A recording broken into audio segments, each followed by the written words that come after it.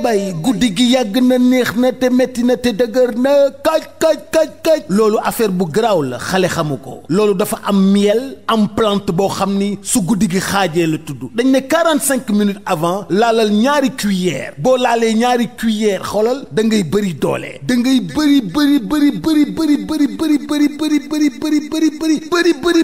doole guddi gi neex lool yàgg lool livraison à domicile c'est possible kon li may wax xam ngeen lan la miel la ak ay plante loolu nag mi ngi jugee Paris mi ngi tudd la nuit nous appartient la nuit nous appartient wooteel 77 751 59 59 ñi ngi bàyyeekoo Sacré-Cœur 3 ñu livré la ko yée guddi gi day neex lool guddi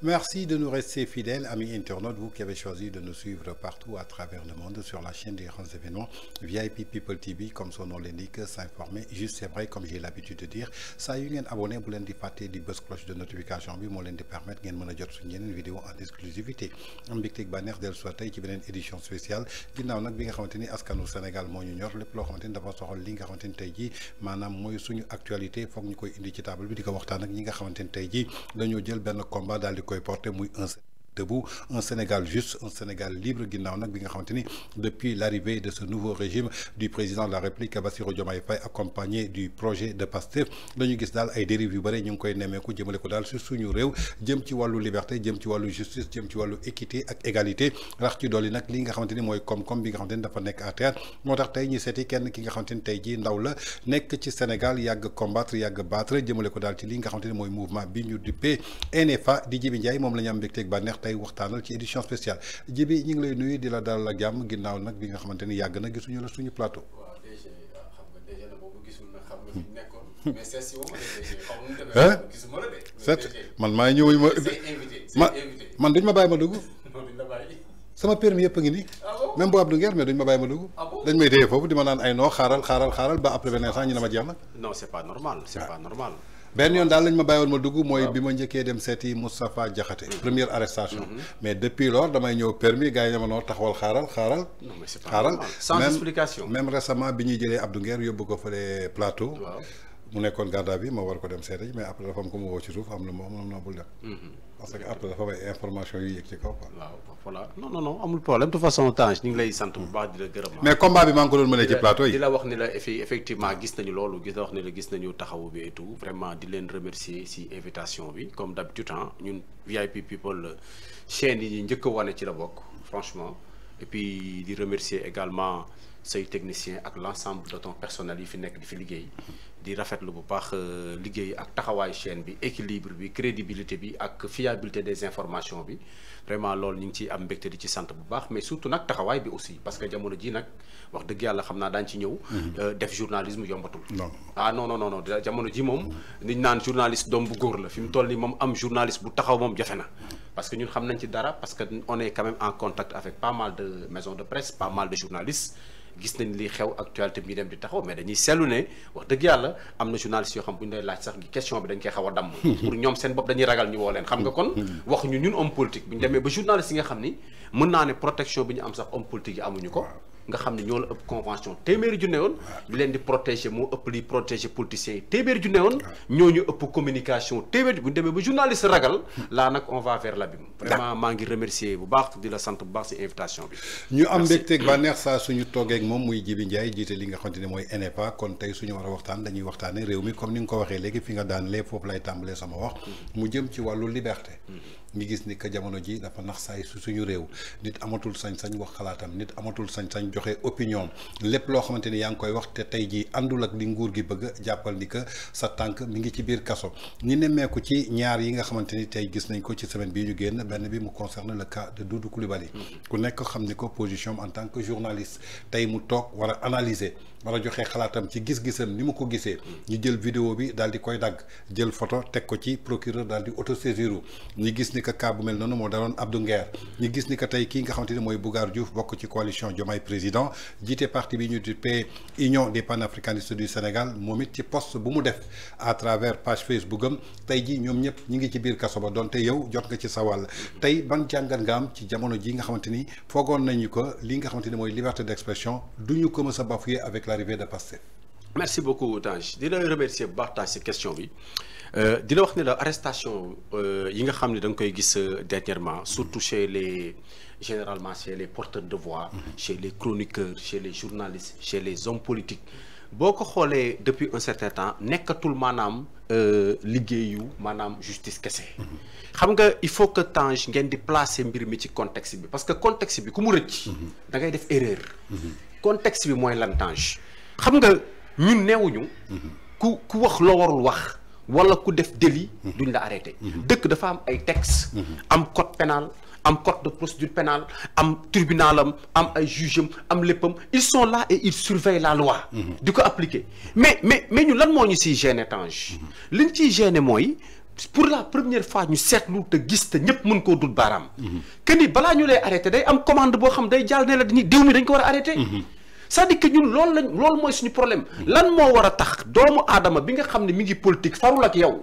bu fekkee dafa am position boo xam ni position bi dafa nekk position boo xam ni position opposant la dafay dénoncer dafay sulli ay mbóot ba même dafay joxe information boo xam ne sénégalais dañ ko soxla mais kooku ngay gis dañ koy mais dañ koy acculer di dagg ay photom di génnee ay affaire am uniquement pour que le procureur wala koo xam ne maanaam jege na justice ñu mën rapidement trouver les moyens de le convoquer pour laaj ko boobu contexte bi parce que normalement man dama jàpp ni nit warul mën a am capacité te li ci yéeme mooy buñ nee la diw mi nañ ko jàpp Tange balaay semaine bi di jàll wala balaay jant bi di so daa dégg ni waa ji woon nañ ko wala waa ji prép jot na convocation wala waa ji ñu ngi koy recherché alors loolu du loo xam ne maanaam dafay rassurer les acteurs parce que nañu waxante dëgg ba ñu commencé jàpp ba léegi est-ce que gis nga gars yi noppi déedéet est-ce que en réalité jàpp bi am na efficacité par rapport ak ñoom li ñu ci bëgg parce que kuy jàpp ku noppi la bëgg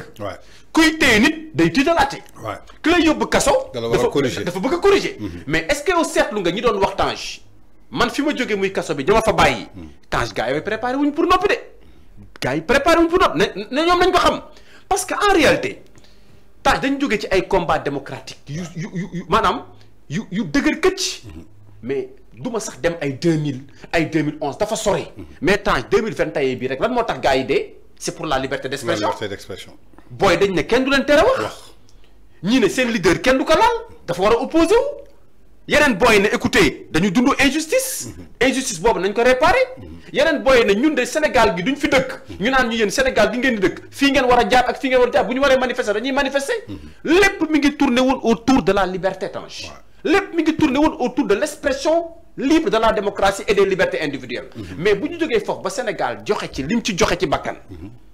mais yaakaar naa ni fu ñu doon xaar ñii mooy ñu fexe ba réew mi balaa ñuy def dara mais Tange ñu indil nit ñi des droits yoo xam daañu améliorer seen nekkin. maanaam seen nekkin waxuma sax si économie daañu ci ñëw. mais seen nekkin d'abord en tant que citoyen. nga sentir ni xëy na ba fi Macky Sall nekkee li mu doon bañ xëy na ak li mu tegoon tànkam wala li mu nangul woon xëy na ñii am nañ si ñoom avancé wala bu ñu ci tolloo. mais ñun li ñu seetlu mooy boo seetlu depuis le dialogue bi ñu defoon lépp loo xam ne maanaam. parce que dialogue bi ñu organisé woon ñoom. fële nu ñu koy xeeti. Diamniadio mais dialogue boobu li ko gënoon marqué si dialogue bi ak point yi nga xam ne ñoom ak ñi ñu woowoon. ne leen wuy ji woon fële ñu gën a taxaw gën a bloqué. moo doon les articles 80. les articles 254.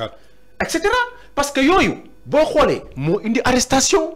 moo indi mandat de dépôt systématique yi. yooyu moo indi opposition bi bu bëggee génn ñu ne ko doo fi génnee. yooyu moo indi loo wax ci plateau ñun la kaay diffusion de fausses nouvelles. Tange élément yooyu moo indi dialogue boobu mais Tange depuis sa dialogue question rek laa lay laaj yaay laajte nag. ban lañ ci teg.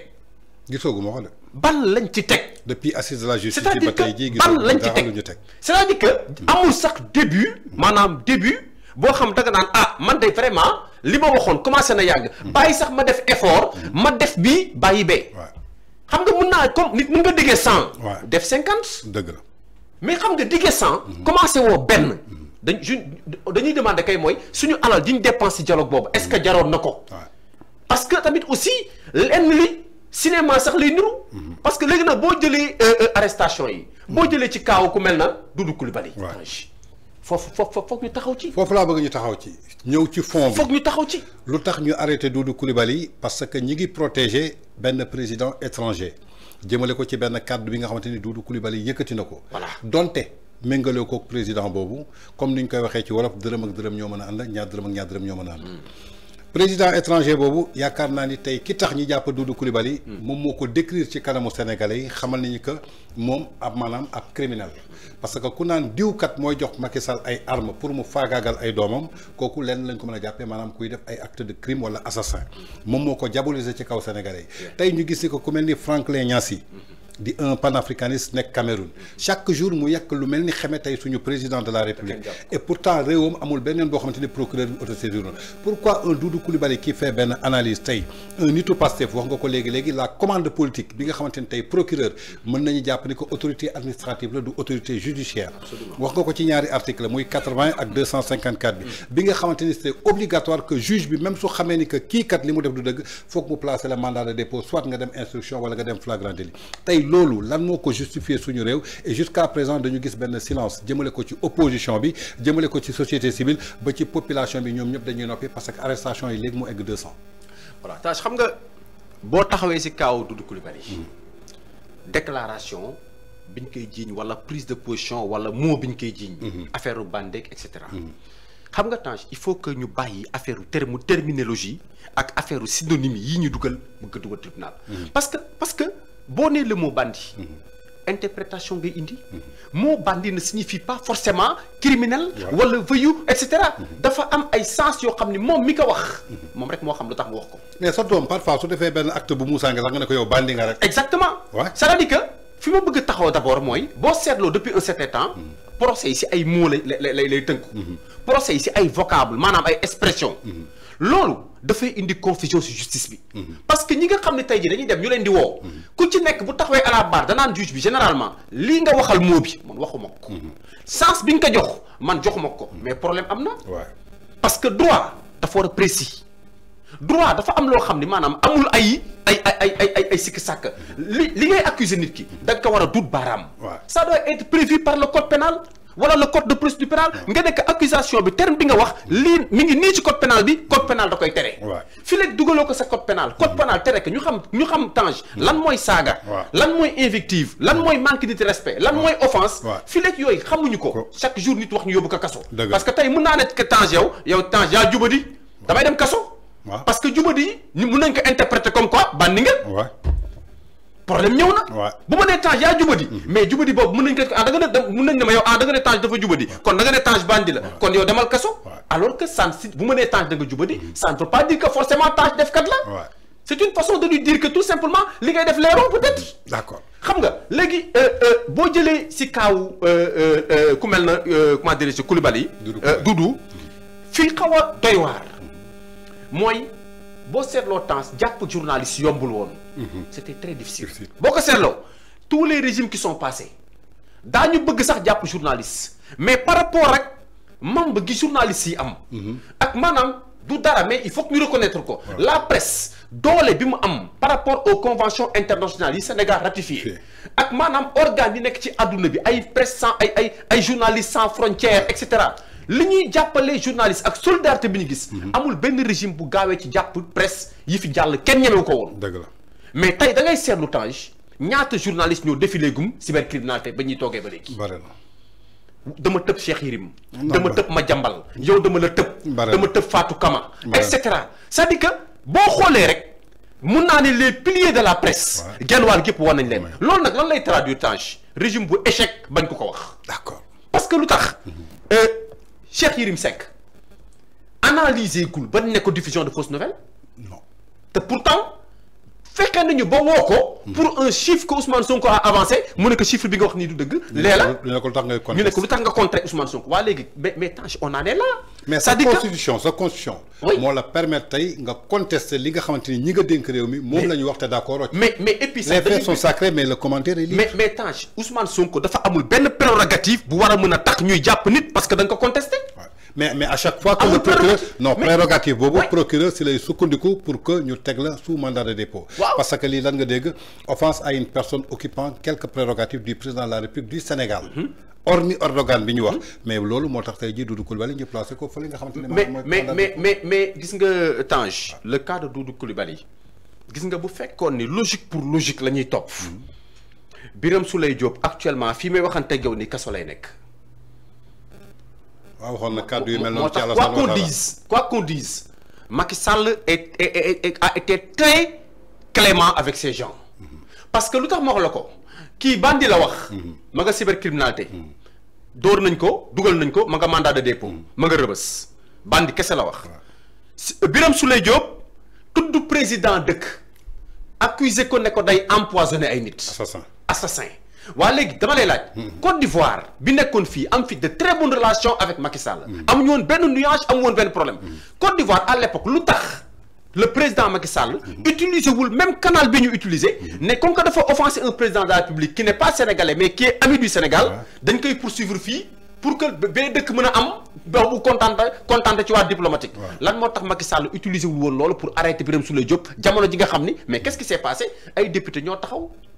présenter excuse ñi ñaan parce que lu tax mais dafa tarxiis moom ci boppam il a repris la balle au rebond présenter des excuses pour wane ni moom en réalité si dafa juum ci communication mais ñoom bu ñu xoolee cas boobu noonu jurisprudence comment dirais-je Birame Souleye mais war nañ xam ne effectivement il arrive que des gens parlent d'un pays étranger juum ci dans le cadre de leur commentaire voilà donc pour man foofu quelque part il fallait pour man amener la justice si jamono jooju à ce que ñu arrêté Birame Souleye Diop bu fekkee ni on applique mais les mêmes cas parce que parallélisme des formes Erdogan président la comment dirais-je le président ivoirien aussi Alassane Dramane Ouattara président la maintenant pourquoi ñoom ñu jàpp ni tey ñoom li ñu doon def c'était louable mu war nañ ko mën a tolérer et que juridiquement ci dëgg lañ nekkoon te pourtant Birame Souleye Diop ba muy wax loolu c'était pour atteindre Macky Sall c'était pour atteindre Macky Sall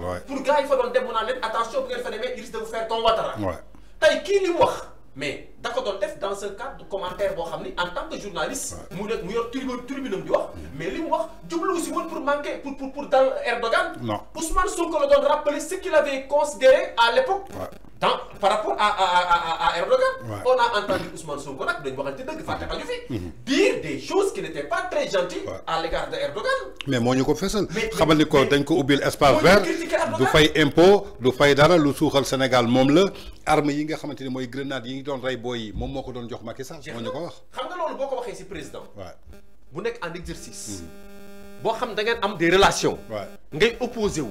teg ci moom lu mel noonu. mais je pense que boo yegsee au pouvoir.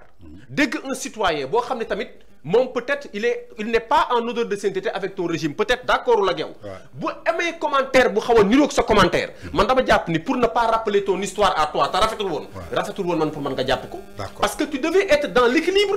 yow ni nga ko waxee woon ba pare amoo woon problème ni nga ko waxee woon ba pare kenn jàpp la ci dara fekku la ci. moi je crois que les gens ont fait des commentaires. sur yow li nga doon wax. je pense que loolu bu ñu ko defee. ça aurait pu man calmer le jeu. mais tey xoolal tey Tange partout bu ñuy noter Sénégal saa yi ñuy noter Sénégal saa yi ñuy évaluer Sénégal dañ ciy boole les libertés y compris la liberté de la presse. Actuellement nous sommes presque les derniers de la classe. La presse sénégalaise est presque persécutée. La presse sénégalaise presque déjà persécutée. mais est déjà persécutée. Presse privée bi moom non seulement dañ ko persécuter au plan des libertés. au plan de leur ligne et au plan de l'information qu'ils donnent. mais dañ ko persécuter même sur le plan financier. yaa may dégg mais beneen affaire bi ma si bëgg yokk. mooy le cas de Bougar. muy deuxième élément bi nga dugal. mais boo jëlee Bougar xam nga Tange ñun Bougar dañ koy féliciter ça je vous le dis ici. man Bougar dama koy féliciter si position bi mu am. mais li mu posté aussi ci page am. waaw est-ce que war na jóg wax ku yu mel kàddu yu mel noonu. fekk amu ci ay preuve xam nga lu tax ma koy féliciter Tange. parce que xam nga dans ce pays dafa am fu ñu bëgg dugal. fi ñu bëgg dugal mooy waa Pastef. bu ñu jàkkaarloo ak ay institutions ak des questions sensibles. ñoom ci digg bi la ñuy jaar. waaw te pourtant ñiy jooy ak ñiy kaas ak ñiy jéem a maanaam di recadrer Boucar. dañuy fàtte waa Pastef li ñuy wax sur des institutions de plus haut niveau. la preuve li Guy Marius Sagna wax concernant Bassirou Diomaye Faye. loolu moom loolu lu xotti armal la offense la. loolu offense la. c'est-à-dire on a un président illégal et un président légitime. mais Tange dégguma benn réaction venant de Pastef. dégguma benn ku ko contrer. à part quelques voix yoo xam ne presque inaudibles. mais est-ce que procureur du foofu la war a autosaisir. mais parce que loolu flagrant délit la. mais c'est du flagrant délit lu mu wax la ñëpp teg ci seen bët. non seulement c'est du flagrant délit mais Tange loolu coup d'état verbal la. loolu le dire c'est presque amener les gens à ce mais à la limite da nga naan nit ñi sax dama ngeen génne président bi. parce que quand tu es illégitime mooy fi ñu la teg ak privilège yi nga am ak nomination yi ngay def ak décret yi ngay jël benn baaxu ci. maanaam dafa mel tey nga am doom ñu ne doom bu illégitime la maanaam doom boo xamante ni maanaam jaarul ci sëy maanaam doom la boo xamante ni tey jii bu xaraam la. exactement léegi nag bu ko defee yow Tange ñun ñi nga xam ne tey dañ toog di déglu Boucar mu bind wala mu def texte am boobu lu tax ñu koy féliciter mooy bu dul dara am na loo information boo xam ni génnee na ko wax ko. de par son courage. te loolu mu wax je crois que fi mu toll nii posture état du Sénégal. war na changer par rapport aux gens yi nga xam ni ngi génnee ces informations sensibles man dama jàpp ni en République la question de sensible. dañ ko war a évacuer fi mu toll nii Sénégal dépassé na loolu parce que nag Tange bu dee affaire arme la ñuy wax. c'est pas la première fois ñuy débattre affaire arme. jamonoy Ablaye Wade tudd nañu fii affaire Iran affaire arme amoon na fi jamono Ablaye Wade. jamonoy Macky Sall coow lu mel noonu amoon na fi. Barki Demba Ndiaye yëg nga problème mu 44 et quelques milliards bi ñu fi wax affaire contrat d'armement. te loolu mi ngi ci presse bi tey ci suba rek lire naa ci article. le quotidien xaw ma Walfadjri qui m'a dirigé l'observateur. te pourtant gisuma lu tax ay nit war a coow affaire armement parce que am na ñu ci bëgg a jàpp. am na ñoo xam ne bëgg nañ leen ci takkal bëgg nañ ci yóbbu kaso. foofu mën nañ ko bàyyi nit ñi di ko wax ak journaliste di ko wax. mais Boucar bu waxee affaire armement bu jëm Casamance nga gis affaire am ay graissement dedans c'est parce que tout simplement dañu bëgg canaliser si li ñu wax moo tax ñun Boucar dañ koy féliciter pourquoi ñu koy féliciter d'abord il a osé poser le débat. Deux dañuy demander état du Sénégal. surtout Bassirou Diomaye Faye na protéger le soldat Boucar. Pourquoi? Parce qu'il fait partie des rares à ne l'avoir pas lâché dans ces moments très difficiles pour lui. Pourquoi ma ne ces moments très difficiles pour lui? C'est le seul président au monde bu ma gis. mu yor pouvoir di ko doxal ñi muy fal ak ñi nga xam ne moom mooy signé seen décret fal leen dañuy taxaw di ko critiquer. gis nañ ko de. Il est lâché. Il n'est pas bien traité. Les gens à la limite mais c'est-à-dire que ne lui témoigne aucune sympathie. La preuve. Diomaye dem na fi Japon matul barki démb. Tange tu es très bien informé. xoolal Diomaye bu demee Japon ak Ousmane Sonko bu demee ci beneen dëkk. du benn démb laajte naa ko nee naa leen. ana Diomaye ñu ne ma dafa nekk vacances ma leen pourtant mi ngi Japon. mi ngi ci sommet Tikari dem na Japon. bàyyi na interrompre na vacances dem Japon. mais xoolal Tange tey ni ñuy ñoom ni ñuy mobiliser république bi. pour Ousmane Sonko niñ koy wanee ak ni ñuy toppee actualité bi ak ni ñuy bàyyee xel ci li muy def ak Diomaye Faye bu génnee mobilisation bi muy am ak bàyyi xel bi ñu koy bàyyi xel au niveau des médias mais ça n'a rien à voir tu as l'impression que c'est l'inverse que ni Sonko mooy président et que Diomaye Faye premier ministre am la gis nga loolu Tange Diomaye Faye ku mel na Boucar rek moo ko mën a régler. waaw mais loolu est-ce que tey jii du responsabilité président de la République parce que démb leader du parti Pastef wax na ko. nee na Sénégal dafa am problème autorité. oui parce que tey moom mooy chef suprême de la nation. tey lépp lu jëm ci wàllu communication ñi nga xamante ni ñoo nekk RTS di DG bi moo leen nommé. Soleil moom moo signé seen décret APS moo signé seen décret tey ay convention yoo xamante ni waroon na ko mën a signé ak ay presse privée. ba nga xamante ni tey jii suy voyage sax presse privée bi war nañu mën a ànd ak moom fësal li muy def est-ce que du moom moo bàyyi tey jii cër bi ñu ko joxoon mu bàyyi kook li nga xamante ni mooy premier ministre ba premier ministre su demee Chine wala Turquie mu ëpp audimat que tey jii un président qui sort. li nga wax Tange c'est la réalité. te kaawu Boucar bi sax da kaa wane. dama la siy jox benn indication bu ndaw. xam nga dañu jàpp Azoura Fall. en flagrant délit. mu wax loo xam ne ñeme woo ko yow Tange teg sa plateau. xalaatuloo ko mën nga ko nag déglu sa téléphone te da ngay fàtt say nopp. te da ngay xool ba xam say doom nekk ñu à côté. bañ ko jàppee. Ousmane Sonko malgré tout ce qu'on a reproché à Azoura Ousmane Sonko qu'est-ce qu'il a fait dafa dindi casquette premier ministre am teg ne dindi mbubu premier ministre am teg ne simmi ay daalu premier ministre am teg ne nekk xam nga lan chef de parti dem sauver ji militant am Diomaye Faye lan la war a def dafa war a simmi costume président am teg ne simmi daalu président am teg ne xam nga moom tam nekk lan nekk koo xam ne il va sauver un membre de sa coalition parce que politique la ñu nekk. parce que Diomaye bu continuer nii même les gens qui sont dans la coalition dans sa coalition ne seront plus rassurés. parce que non seulement boo ko défendre boo amee problème doo ko gis. ça c'est un parce que day jéem a am posture président. mais na jàpp ni posture président terewul tamit nga défendre ki nga xam ne jàpp nga ni. mais sa allié la. effectivement Macky Sall da doon défendre ses alliés ah. ça c'est vrai. Macky Sall musul bàyyi ay alliés wum. gis nga Tange loolu dafa nekk loo xam ni man personnellement dama ko reproché. man dama considérer que ni. Boucar li mu wax jarul dem kaso. parce que Tange tudd affaire armement ça pouvait se limiter à une simple audition bu ñu paree audition bi l'État du Sénégal à travers sa police et sa gendarmerie.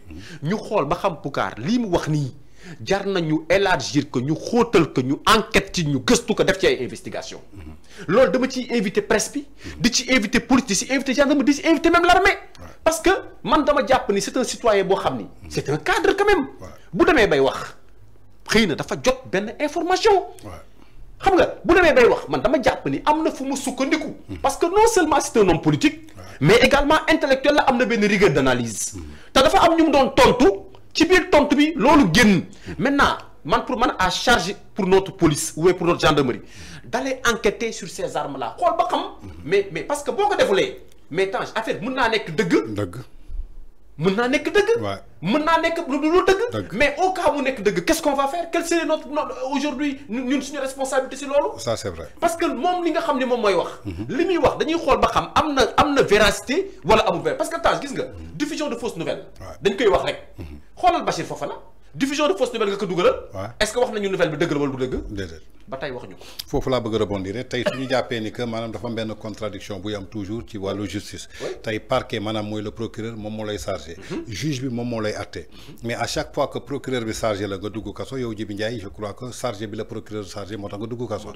Bachir Fofana chargé bi ñu ko chargé moo tax mu dugg kaso. Abdou Nguer pareil Badara Gadiaga pareil kii di Doudou Coulibaly pareil ba ci kii nga xamante ne tey jii maanaam mooy Bougar mais dafa am ñetti mbir yoo xamante ni ñu ngi koy soog a dégg avec l'avènement de Pastef diffusion de fausses nouvelles. discours contraire aux bonnes mœurs.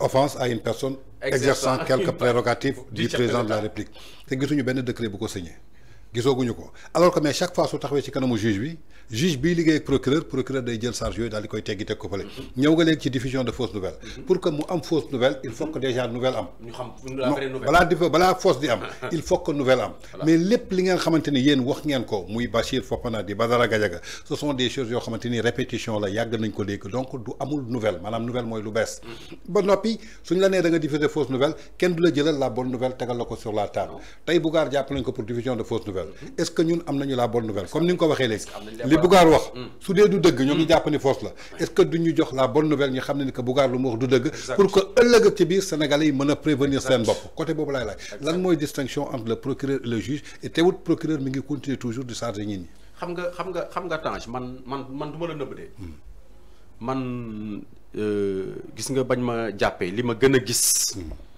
mooy en réalité Sénégal la justice am na ba tey ay magistrats yu taxaw. sincèrement. ñu ngi koy wane nag. ñu ngi koy wane xam nga fan la nekk.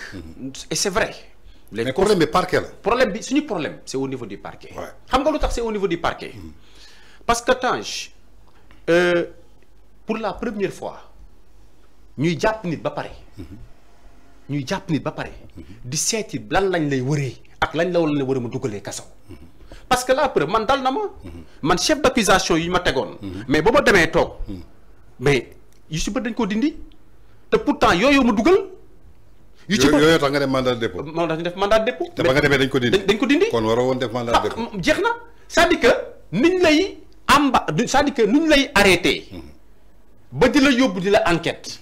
ba di la dugal diggante boobu il faut que am lu intervenir pour nga mën a demaat sa kër. wala pour nga mën a amaat sa liberté. xam nga principe liberté Tange mooy problème mu Sénégal. tey ñii ñëpp dugg kaso. xoolal les cas de Bachir Fofana. xoolal le cas de Moustapha Diakhaté. ñooñu ñëpp boo xoolee charge yu ñu retenir woon. benn yëpp lañu écarté. amul ci benn Bachir Fofana jëlal kaaw diffusion de fausses nouvelles la ñu waxoon. est-ce que gis nga Bachir Fofana ñu condamné que pour diffusion de fausses nouvelles. gisuma ko non il est rentré chez lui. libre sursis lañ ko dóor. sursis lañ ko dóor il est rentré libre. maanaam waru woon fanaan benn jour ci kaso. mais moom laa lay wax léegi nag comment ça se fait que nga mën a incarcérer nit. pendant 1 mois pendant 2 mois pendant 3 mois ñu ñëw taxaw procès. li nga ko doon li nga ko toppee woon yow en tant que yow ki ko jàpp. da nga war def enquête ba xam ni kii li ñu koy toppee war na dugg kaso wala warul dugg kaso. da nga war a am ay éléments yooyu teg ci table bi. yoo xam ni c'est prouvé c'est attesté avant muy jàll kaso. mais ñun fi ñu toll on est à l'état d'accusation. c'est-à-dire que tu vas en prison pour une accusation. d'accord Tange daa mel ne rek nit ne la rek ñëw rek fekk la fii rek ne écoute Tange sa téléphone bi maa ko moom rek jiitu la ci procureur. dañu yóbbu la kaso. ñu def Tange vol voilà kii suppléé kii vol en kii association de malfaiteurs et cetera mais Tange dañ lay jàpp rek yóbbu la kaso. bu ñu demee nag enquête 1 mois 2 mois gis ni que téléphone bi ay la yëwan musoo koo sàcc. fii nga ko fekk mu tege laaloo taxewoo ñu la Tange rentre chez toi. maintenant nag le fait que l'accusation soit suffisante pour amener une personne en prison. Tange loolu moo nekk catastrophe actuellement. moo tax ñun dañuy sant yenn juges yi parce que quand même da ngay gis ni juges yi si bëri. comme délit boobu nga wax noonu. ay offense à une personne qui a toutes les prérogatives une partie du chef des prérogatives du chef de l'État. mais délit boobu Maître El Hadji Diouf day toog di ko plaider au tribunal. saa yu ñëwee danaan taxawal juge bi lii ñëwoon na fi. gars yi ne ko ban ñëw mun leen ci cas ba xam nga ka lañ ci njëkk a jugé. Bah Diakhaté lañ ci njëkk àtte. Bah Diakhaté lañ ci njëkk àtte bañ ko àttee Bah Diakhaté immédiatement avant même procès bi di dem 5 minutes juge bi da koo écarté. parce que. ça ne peut pas être loo xam ni xam nga nit mënoo ko àtte ci lu existé wul ci code pénal bi ça c'est vrai. c'est pas un c'est-à-dire que nekkul texte bu am. mënoo ko lire fenn doo gis fenn. le président de la République n'a cédé aucun de ses pouvoirs. defagu fi décret te l'administration elle est écrite. bu fekkee dafa am lu mu war a jox Ousmane Sonko. kooku da koy wax bind ko def ko décret. à la limite am na si yoo xam dafa dem assemblée nationale ñu voté ko. mais mu nekk loo xam ni ça fait loi ñëpp respecté ko. mais bu fekkee ne yow da nga koy wax ni rek si làmmiñ pour bëgg neex benn nit. te li si metti mooy les gens vont en prison. pour une disposition qui n'existe pas dans notre code pénal. c'est ça qui est dangereux Tange. d'accord le cas de par exemple bi gën a graaw nag. mooy ay cas Badara Gadiaga. Tange. ci moom laa bëgg a ñëw nii le cas de Badara Gadiaga. le cas de Badara Aïda Abdou Nguer. dañu gis ni que tey jii yéen en tant que ñi nga xamante ni yéenay le nouveau front force alternative. ngeen jël ay jéego yoo xamante ni da ngeen ko bëgg a dénoncer. ginnaaw nag bi ngeen xamee ni rendre ngeen tey jii dem foofu ca kër Badara Gadiaga ginnaaw pour apporter seen soutien bu indéfectible. par rapport ak liberté bii nga xamante ni dañ ko bëgg a ba fii justice bii nga xamante ni tey dafa am benn divergence diggante parquet ak les juges ginnaaw loolu dafa am lu nga xamante ni da ngeen ko évoqué ci li ngeen bëgg a def ñi ngi xamal ni que daal NFA mi ngi fàttaliku que lii di article 19 doon na benn pacte international bu relatif jëmale ko ci ay droits civils ak politique tey ci loolu ngeen bëgg a sukkandiku pour bi ngeen naaw Sénégal daf ko ratifié ba noppi garantir ku nekk lii di droit liberté d'opinion ak d'expression ngeen ñëw ci article 9 bi nga xamante ni déclaration universelle des droits de l'homme moo ko prohibé jëmale ko ci bépp arrestation wala détention arbitraire ngeen ñëwaat ci article 9 bi di charte africaine des droits de l'homme jëmale ko ci peuple yoo xamante ni dañ leen consacré également ci droit à l'information et à la liberté d'expression ginnaaw loolu suñu constitution du Sénégal moom ci boppam dafa proclamer que la République est fondée sur le respect des libertés fondamentales notamment celle de la presse et de l'opinion tey nga am ay jéego yoo xamante ni en tant que front force alternative ngeen bëgg ko jël combat bi ngeen ne da ngeen ko bëgg a internationaliser lan ngeen jublu ci loolu. waaw parce que ñun dañu gis ni Tange dañu seetlu benn affaire bu ñu ragal ak bu doy waar ci kaawu Badara. daan na am sax mais bi yoon ni ñu ko defee. dafa xaw a tey suñu xel. xam nga le cas Badara Gadiaga débat la woon. entre deux adversaires ku nekk di wax sa morom di la tontu. un chroniqueur et un politicien. un chroniqueur et un politicien. muy un débat public. muy un débat public. ku ci nekk am sa temps de parole. di wax sa xalaat. Amadou Ba wax xalaatam. Badara Gadiaga wax xalaatam. qu'est-ce qui s'est passé les mêmes termes yi Amadou Ba utilisé. Badara Gadiaga utilisé ko. mu am ñetti séquence yoo xam ni yu ci ëpp dafa am bizarrerie. première séquence bi. dañoo convoqué Badara Gadiaga. seul. mu am bruit am tollé. Sénégalais yi ne ñoom mënuñu comprendre ñaar ñi di débat ñu convoqué benn nit. ñu convoqué waale Amadou Ba. Amadou Ba ñëw. njëkk a wuyu. ñu libéré ko mu dem. Badara Gadiaga ñëw. ñu ne ko tepp toogal dañ lay garde à vue dañ lay téye.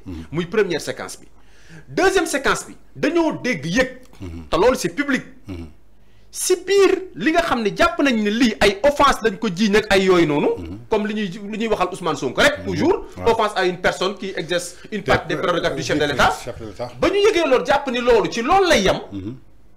jàpp ni kon loolu flagrant délit la war a dem. nga dégg ñun la il y a des virements. il y a des montants. il y a un certain nombre de transactions. yuy gis ci ay comptam ba ci évoquer une somme de 9 millions xaw ma 10 millions. 9 millions bon loolu nekk deuxième séquence bi. ñu ne ñun on s'est dit troisième séquence bi mooy lan. loolu ñun nag dañu yóbbu suñu xel parce que dañu ne li ñu maye lépp tey ci liberté. maye ko ci démocratie. signer la charte africaine des droits de l'homme.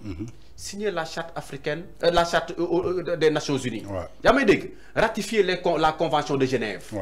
ratifier la convention de Vienne. yooyu yëpp dafa assurer doomu aadama ak gëmloo daf lay jàngal ni la vie humaine et la liberté de l'individu est inaliénable.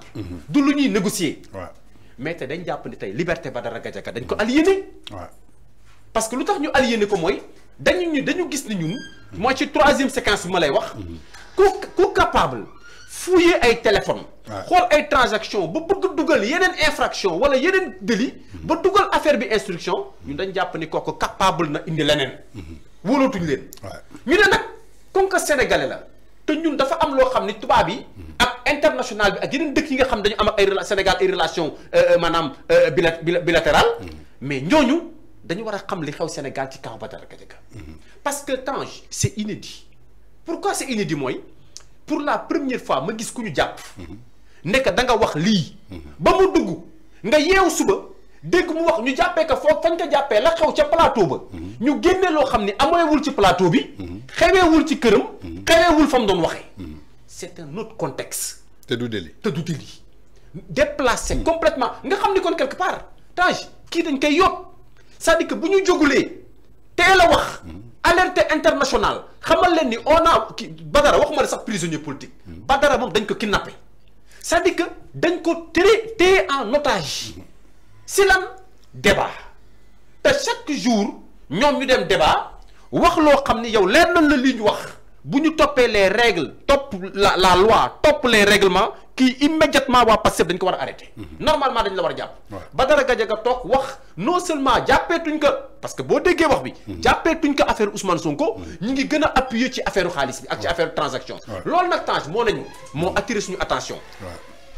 parce que dafa am loo xam ni doo ko xaar mu yegg si da nga koy anticiper.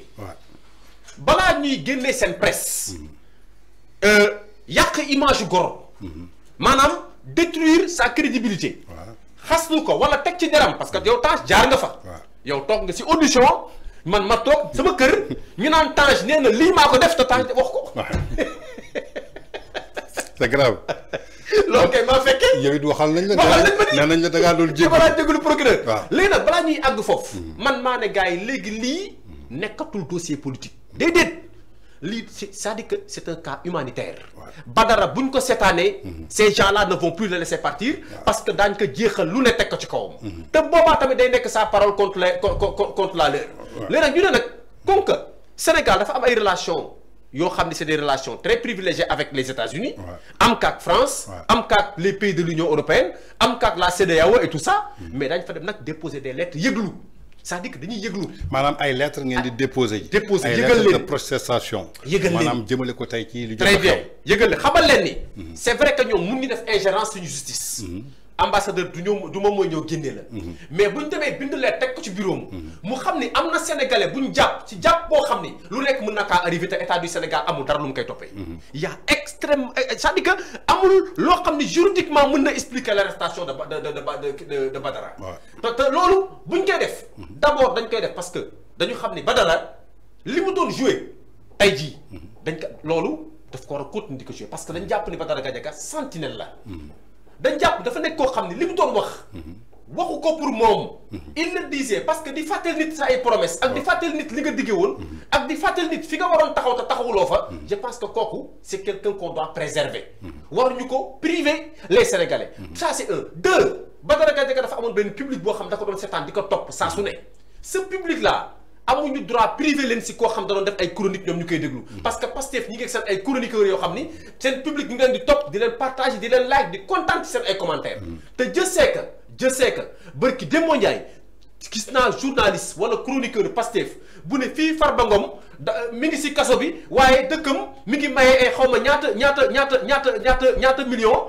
mais ba dégg nga cellule de communication Farba Ngom di ko compte te pourtant ñoo leen gën parce que ñooñu bu ma juumalee même bu dee plainte nañ sax plainte bi appuyé wuñ ko.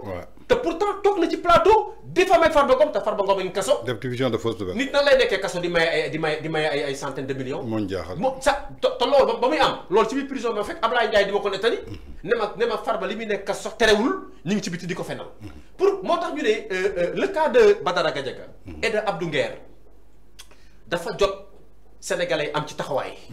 parce que nag gis nga Tange trop c'est trop. jaay doole gi ëpp na. parce que bu ñu demee ba soxlootoo sax Tange wax. déedéet da nga soxla rek dans le cadre d'un débat. Tange génnee benn mot. nga profitoo ci jàpp Tange uniquement parce que jàpp nga ni yow am nga occasion rêver pour que Tange noppi bu dee benn 6 mois la wala benn at la wala benn 2 ans la. loolu bu ñu ko seetaanee on va arrêter tout ceux-là qui sont dans les médias en train de dire leur avis. liberté d'opinion dana dee ci réew mi. te ñëpp ñi nga xam ne tey jii ay chroniqueurs lañu. loolu dina wàññi seen doole te dana wàññi seen taxawaay. te nag xam nañu lu yóbbu Badara. kon que Badara lañu yóbbu. doo fi bàyyi ñu mel ne ay Modou Fall doo fi bàyyi ñu mel ne ay Cheikh Diane Kandé. doo fi bàyyi ku mel ne Tange et cetera parce que ku ci nekk. ñoom Momo Cissé aussi. ñoom Momo Cissé. fan yi turam bari na luñ koy wax ci réseau yi. loolu nag moo tax nag Tange ñu teel a jóg parce que gis nga Tange mbir. doo ko bàyyi ba mu c'est-à-dire ba mu gangréné cancer doo bàyyi ba métastase nga jóg da nga koy teel a dindi parce que ñun lii ñu gis muy joor nekkatuñu ci régime bu normal lii régime d'exception la boo xam ni il faut que l'ensemble des armes dont tu disposes nga indi ko teg ko sénégalais étranger ak tubaab bi ak décideurs yi xam ni Sénégal actuellement am na benn désordre étatique ak benn désordre judiciaire boo xam ni il faut que ñoom ñu dugal ci seen loxo parce que nag investisseurs yi c'est vrai que du ñu intervenir ci justice. waaye am nañu moyens yu ñu influencer ak yu ñu mettee pression ci état. ça c'est vrai am nañu moyens yu ñu waxee nit ne ko lii ak lii boo ko soppiwul diw ak diw boo ko bàyyiwul lii ak lii doo si jot. ñu xam nañ comment fonctionnent les états. d'accord voilà donc loolu moo waral daal ren di li ngeen fas yéene jóg dem seeti ji daal ñi nga xamante ne mooy organisme internationaux yu fi nekk ak yenn ambassade muy nouvelle front force alternative di NFA ki ko jiite di Djibi Ndiaye jëmale ko daal ci apporter seen soutien daal di xeex daal li nga xamante ne ay dérive la ñu gis ko ci ay détenus yoo xamante ni jàpp nañu daal dañ leen jàpp arbitrairement muy kidnappingu Badara Gadiaga comme Djibi Ndiaye nu mu ko waxee le cas Abdou Nguer bi nga xamante ni benn sénégalais xamul lu mu def Djibi yaa ko wax léegi dama bëggoon génn ci kaw Badara nee nga Badara li taxoon ñu convoqué ko ci benn débat public la li Amadou Ba député Pastef wax moom la delluwaat ginnaaw ne ko yaa ngi koy confirmer ñu jàpp Badara yóbbu ci kaso ba Amadou Ba mu ñibbi ñu wut beneen charge boo xamante ni jotewul ak dara li nga xamante ni moo taxoon ñu convoqué ko tey suñ ko gisoon sax xëy na peut-être mën nañ ko convoqué pour loolu yow nga dund même fait bi ñu jàpp la yóbbu la flagrant délit atte la jugé la nga tëdd sa peine ba génn mais teewul ba tey ji sa téléphone ñu ngi ko téye ban droit moo leen jox ñu téye sa téléphone ak lan lañ ci bëgg bon Tange xam nga Tange nag xam nga téléphone bi yàlla xam na man dama ci am sax surprise parce que man dama jàppoon ni justice am na sax nu muy respecter sax citoyen bi man dama jàppoon ni justice d'abord ñi ko yor dafa am benn respect bu ñu war a respecter d'abord citoyen gis nga Tange ku la respecté wul doo ko respecté loolu dafa nekk loo xam ne loi humaine bu naturel la gis nga man dama jàpp ni yenn yi manque de respect la parce que Tange man bu dul dara responsable la borom kër la te vraiment ci fait de la politique te ñaaw ma ci téléphone bi dañ ko jël mënoon naa ko comprendre dans le cadre de l'enquête peut-être dafa am lu ñu doon seet peut-être dafa am lu ñu bëggoon gis peut-être dafa am lu ñu soxla woon vérifier. bañ ma ko laajee teguma ci benn yoon dama leen ko jébbal. Tange, est-ce que tu sais que pendant ça fait maintenant ça va bientôt faire 2 mois. bañ ma entendre rek léegi parce que ñu ngi ma entendre le 30 dañ ma entendre le 30 kii ñu koy xeeti juin. boobu ba léegi sama téléphone mi ngi parqué ñu téye génn naa maa ngi dox samay soxla maa ngi continuer samay activité samay téléphone mi ngi parqué ñu téye. mais Djibi Ndiaye non dama naan loi laay wax. parce que da nga ñëw pour xeex dem ci organismes internationaux yi. yoon su la téyee di la enquête. am na sañ-sañ jël bépp jumtukaay. bu lii ak enquête bi muy sa téléphone di sa ordinateur. enquête nañ la ba pare jébbal la procureur. procureur yóbbu la mandat de dépôt ñu jébbal la juge yóbbu la flagrant délit. keroog ba nga taxawee ba juge bi àtte la. tëj la sa peine jour bañ la condamné jour boobu nga waroon jël sa téléphone ànd ak moom rëbës wala nga jox ko ku la neex mu yóbbu sa kër. très bien moom laa lay wax soo génnee kaso ba sa peine jeex. yoon amatul ci yow dara bay téye sa bagage. ndaxte muy sa ceinture di sa lam di sa chaîne di sa ñaar dërëm boo fa dugaloon dañ ko waroon confisquer yow. mais pourquoi nga génn kaso plus de 1 mois ñu téye sa téléphone est-ce que mu xalaatoo li ñu toppee Badara Gadiaga suba ñu xëy ñu ne gis nañu benn transaction. dafa am ku la financé pour justement est-ce que jëloo say précaution moo justement xam nga man dama leen bàyyi ak d'abord téléphone bi. parce que xam nga tax ma bàyyi leen ak téléphone bi. parce que dama jàpp ni Tange mooy li ma la wax léegi. bu fekkee ni nit ki. da nga fouler au pied ses droits. ba pare wëlbati ko yow en tant que justice. di demander à ce que nit ki bañ la offensé wala nit ki bañ la xotti sa worma wala nit ki jox la cër. déggoo fi ma commencé léegi nee naa nit ki boo ko respecté wul du la respecté. dañu def c'est-à-dire que dafa am abus de pouvoir. c'est le premier point. parce que téléphone jàmbur bu ko justice jëlee. juge amul benn juge Tange bu ordonné à ce que ñu nangu sama téléphone. amul benn juge bu ko ordonné. ça c'est un. ba may génn rëbës. lépp loo xam ne wax dëgg yàlla amoon naa ko fa. ñoom delloo nañ ma ko ci li ñu nangu ci man waa rëbës. mais parquet li ñu nangu ci man delloo wuñ ma ko. sama téléphone ba tey mi ngi fa tëdd te loolu man dérangé ma xam la moo ma dérangé. man du téléphone bi moo ma dérangé. mais maanaam attitude bu ñu am ak bi ñuy am vis-à-vis des usagers de la justice. day mel na yow c'est-à-dire que da nga war a topp seen gannaaw di leen yalwaan téléphone bi. dem naa fa ba j'ai même écrit une demande. adressé au procureur déposé ko au niveau de son secrétariat amul benn réponse bu ma ci am amul benn suite bu ma ñëw ñu ne ma génnagul téléphone bi génnagul. cela va faire presque bientôt ça va faire 2 mois. ma bàyyi ko ñoom parce que man dama jàpp ni Tange loolu dafay wan ne quelque part mais Tange suñu ay liberté mais quelque part ak suñu ay droit mais ñi nga xam ne ñooñu ko waroon garantiral ñooñu ko xañ parce que yow sa yaram sax war na daw yow ngay wuy sa téléphone di wax di régler sa ay problème di dëgganteeg sa njaboot di dëgganteeg sa ñëpp ñi nga xam ne tey jii sa ay am di jàmm lañu mais pendant ce temps ki nga jàppoon dugal kaso doyatul nga privé que moyen de communication ba pare toog sa bureau mu lay bind lettre ngay gis lettre bi te tontuwuloo ko te ñoom xam nañ li may wax parce que si média laay waxee ban may sama procès kenn waxu fa sama waxu téléphone sama téléphone ni nga ko nangu depuis l'enquête juge bi amul benn yoon bu mu ne kii dañ koy privé téléphone am amul benn yoon bu mu ne kii dañ koy jox yoon juge bi dafa sax waxul waxu loolu si cas bi lañ doon jugé ñu pare ci loolu man mi nga xam ne maa moom appareil bi def naa sama peine génn naa ñibbi sama kër toog quelque temps ma ñëw relancer leen première relance ñu tontu waxuñu ma lu leer deuxième relance ñu ne ma da ngay bind lettre fa lañ ma sax waxee ne ma bind lettre jox leen troisième relance ba tey jii nii aw ma benn réponse ba mu fay mujj demal ba après màggal gi ban rapport la ay téléphone am ak ay màggal administration buy liggéey am ay horaire de travail am ay fonctionnaires yu fay liggéey des gens qui se disent sérieux yow nga ñëw foofu di récupérer téléphone boo xam ni enquêteurs yee ko jëloon téléphone boo xam ni bu ma ko bàyyiloon procureur 1000 ans procureur mënu gis sama téléphone lu ma jàppee sama baat ca kaw sàccuma fenuma jëluma alalu jàmbur jaayuma drogue jaayuma yàmbaa kooku na leer. en tout cas te lu nekk ci téléphone bi. loo xam ni waru cee nekk ñoom ñoo ko ci def. sama baat ca kaw. parce que ça fait près de 2 mois léegi ma 2 mois. ay nit téye téléphone nit. ay nit téye téléphone nit loolu dama ci attirer attention ñëpp bis buñ ma nee nag ay téléphone ak lii lu ci am ñoom la. parce que man ba ma leen koy jox ba fii may waxante yow nii amul kenn ku ma ci woo si ñoom ne ma def nga lii wala yokkal nañ nga di wala yokkal nañ ma de boobu ba léegi ñu ngi fii ne. nee naa la bu ma leen bàyyiloon sama téléphone 1 siècle mun ñu si gis loo xam ne mën na maa incriminer man parce que defuma lu yoon di tere maintenant nag Tange bu yaboo Sénégalais yëpp préparé parce que jaay doole gi nekk Sénégal ak abus de pouvoir gi nekk Sénégal ak justice bu bi doole gi muy jaay Sénégalais yi man defe naa ne man dama nekk nekkatul sax koo xam ne je suis bien placé pour le dire parce que boo ko waxee dañ naan ma non li nga amoon ak li nga amoon ak ñoom problème moo tax c'est pas ça dañ def ma gis parce que man dama considérer que ni Tange dafa am ce qu'on appelle le droit à la propriété. waaw côté boobu lay wax. dafa am le droit à la propriété. sama téléphone maa ko moom justice maak moom wàccoo nañu wax naa jàpp nañ ma téye nañ ma de lii am na bàyyiwaat nañ ma génn mais au moins war nga mën a wax ni waa ji tel jour ñëwal jël sa yëf bu fekkee ni réellement justice dañu appliqué. loo am liberté provisoire wala liberté conditionnelle wala. non sursis la. sursis la sursis nga 6 mois waaw. maanaam jeex na. waaw amatoo dara loo teg ak ñoom. mais sequma ngoon xanaa ci diggante 6 mois yi nga defaat ci dara. non c'est-à-dire que Tange enquête dafa amul lien ak sama téléphone. waaw c'est-à-dire que enquête bi comme xam naa bu ba dara bi rek. lañ doon wër mais c'est peine perdue parce que man sama téléphone boobu yaakaar naan bu weesoo samay salaire moom mun ñu fa gis dara c'est peine perdue ils perdent le temps. d'accord maintenant nag di leen ñaan ñoom. nañ delloo seen xel quoi parce que gis nga Tange man téléphone mun naa leen ko may. mais lii baaxul ci image justice. waaw mais mënoo leen ko may ci condition bi ñu ko jëlee. non parce que dañ ko foqati dafa baaxul ci image justice. xam nga dafa baaxul ci image justice. parce que dafay niru intimidation. te gis nga ñun Tange kenn mënuñoo intimider.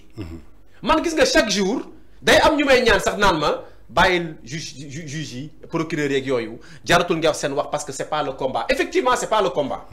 mais da ngay gis des fois ñu am posture boo xam ni. ñoom ñooy tax citoyens yi di leen indexé. effectivement. ñoom ñooy tax citoyens yi di toog ci ay plateau di dal seen kaw. parce que man dama jàpp li may dund bu dul injustice lan la.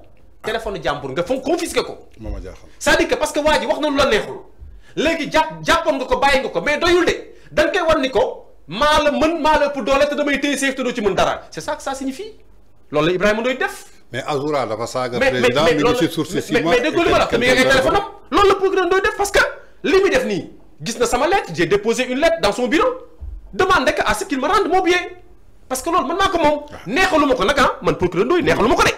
neexalu ma ko ñaanu ma ko saraxuma ko mais li nga xam ni moo ko téye tamuy sama alal mais dama ko delloo mais yow nga téye alalu jàmbur waa ji relancé la 3 fois ba bind lettre ñu ne ma déposé lettre ñu naan ma ay après màggal Touba ak ay yu kenn xamul te yow le téléphone est dans leur locaux le téléphone est au parquet. d'accord mais loolu bu fekkee ni yow citoyen bi ngay def noonu.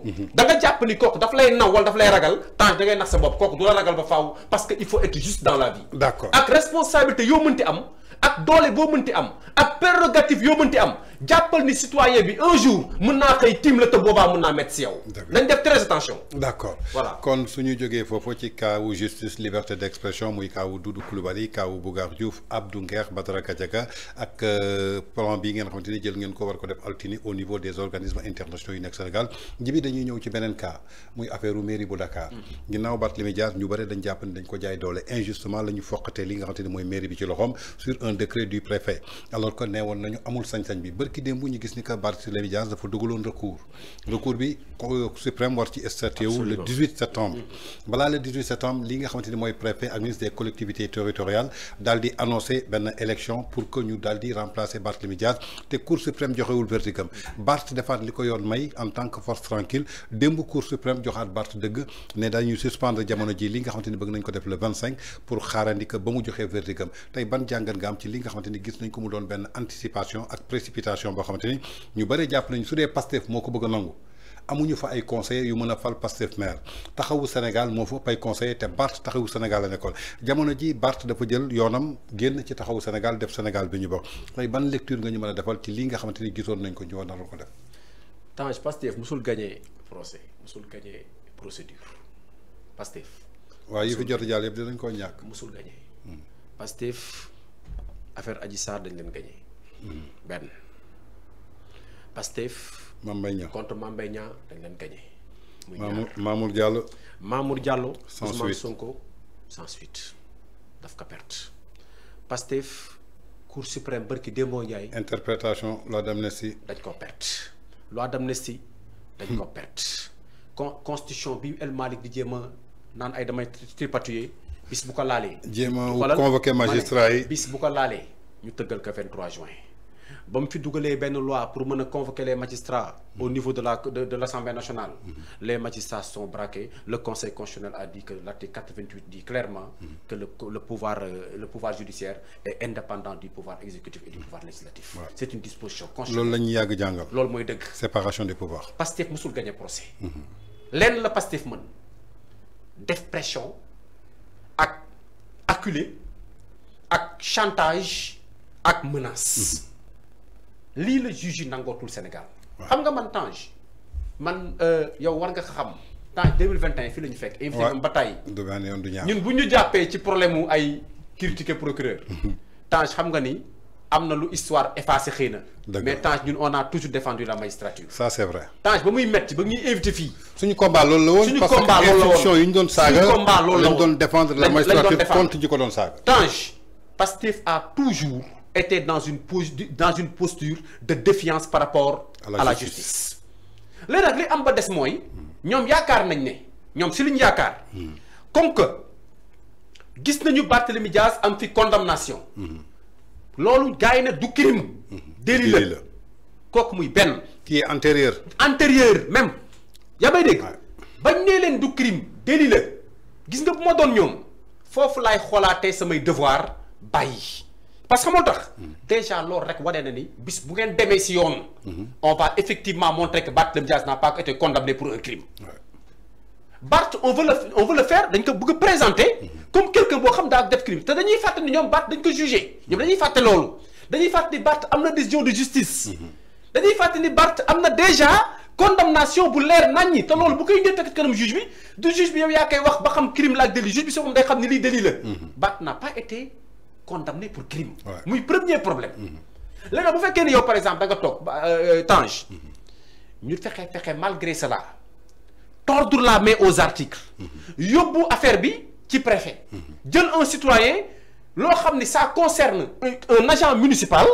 qui est dans le bureau. ñu jël loolu laaxaale ak Barthélémy Dias alors que tout le monde sait que le maire est élu au suffrage direct. Exact. Il n'est pas dans la situation des agents municipaux. du délégué municipal. nga jël que lu forcé que loolu. ba jàppal que dindi son mandat. waaw mais Tange loolu mën nga koo mën mais xam nga lan la ñu fàtte. dañu fàtte ni dans toute décision administrative il y a des voies de recours. dafa am recours. si la Barth dugalee recours. maintenant nag le problème mooy destituer nga ko maire mënu fa tegu. pourquoi maire mënu ko fa tegu. parce que la destitution même de Barthélémy Dias est illégale. c'est illégal parce que le maire élu. un préfet mënu ko destituer. c'est le président de la République. c'est le président de la République moo am prérogative boobu. te même prérogative boobu d'après l'article 135. du code général des collectivités locales. mais cet article là est très clair. c'est-à-dire que Tange le président de la République même buy déchoir un maire di ko destituer.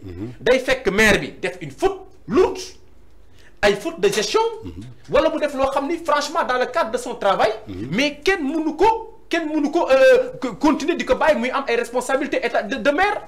waa léegi loolu bu amee Tange ñoom ñi nga xam ñoom ñooy actuellement l'appareil d'état mënuma comprendre nga ne Barthélémy Dias dama ko jaarale dans des voies de droit normales pour destituer ko. Barth tamit jaar dans les voies de droit normales pour contrer cette décision. nga ne Barth war a woon entamer cette procédure loolu laay dégg waa Pastef di ko wax. naan pourquoi ñuy recevoir déjà le pourvoi d'annulation de Barthélémy Dias. Pourtant yow dem nga dindi Barthélémy Dias en passant par le code général des collectivités locales. fa nga jaar utiliser des voies de droit pour wàccee ko. mieux Tange mieux le maire est un élu. c'est le premier magistrat de la ville de Dakar. xam nga tey quand tu encercles la mairie de Dakar. teg fa police. le maire amato fa accès. xam lan lay niroon. nga encercler woon le palais de la République. parce que. ñoo bokk nu ñu leen fale. ñoo bokk même élection. suffrage universel direct suffrage universel direct. amul benn autorité boo xam ne nommé na mën na nommer maire. le maire est élu par les Sénégalais te boo xoolee pouvoir bi ñu ko investir. maire dafa am ay pouvoir de décision.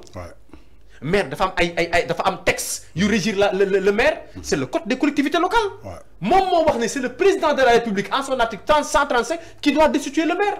nga bàyyi fa loolu relever ko dàq ko ba pare bëgg fa installer rapidement une élection programmer sa date. mais bu ko defee Barth moom day am droit. dem wuti recours en annulation. déposer ko au niveau du juge des référés. maintenant nag le juge des référés moom. mais li tax mu nangu ko.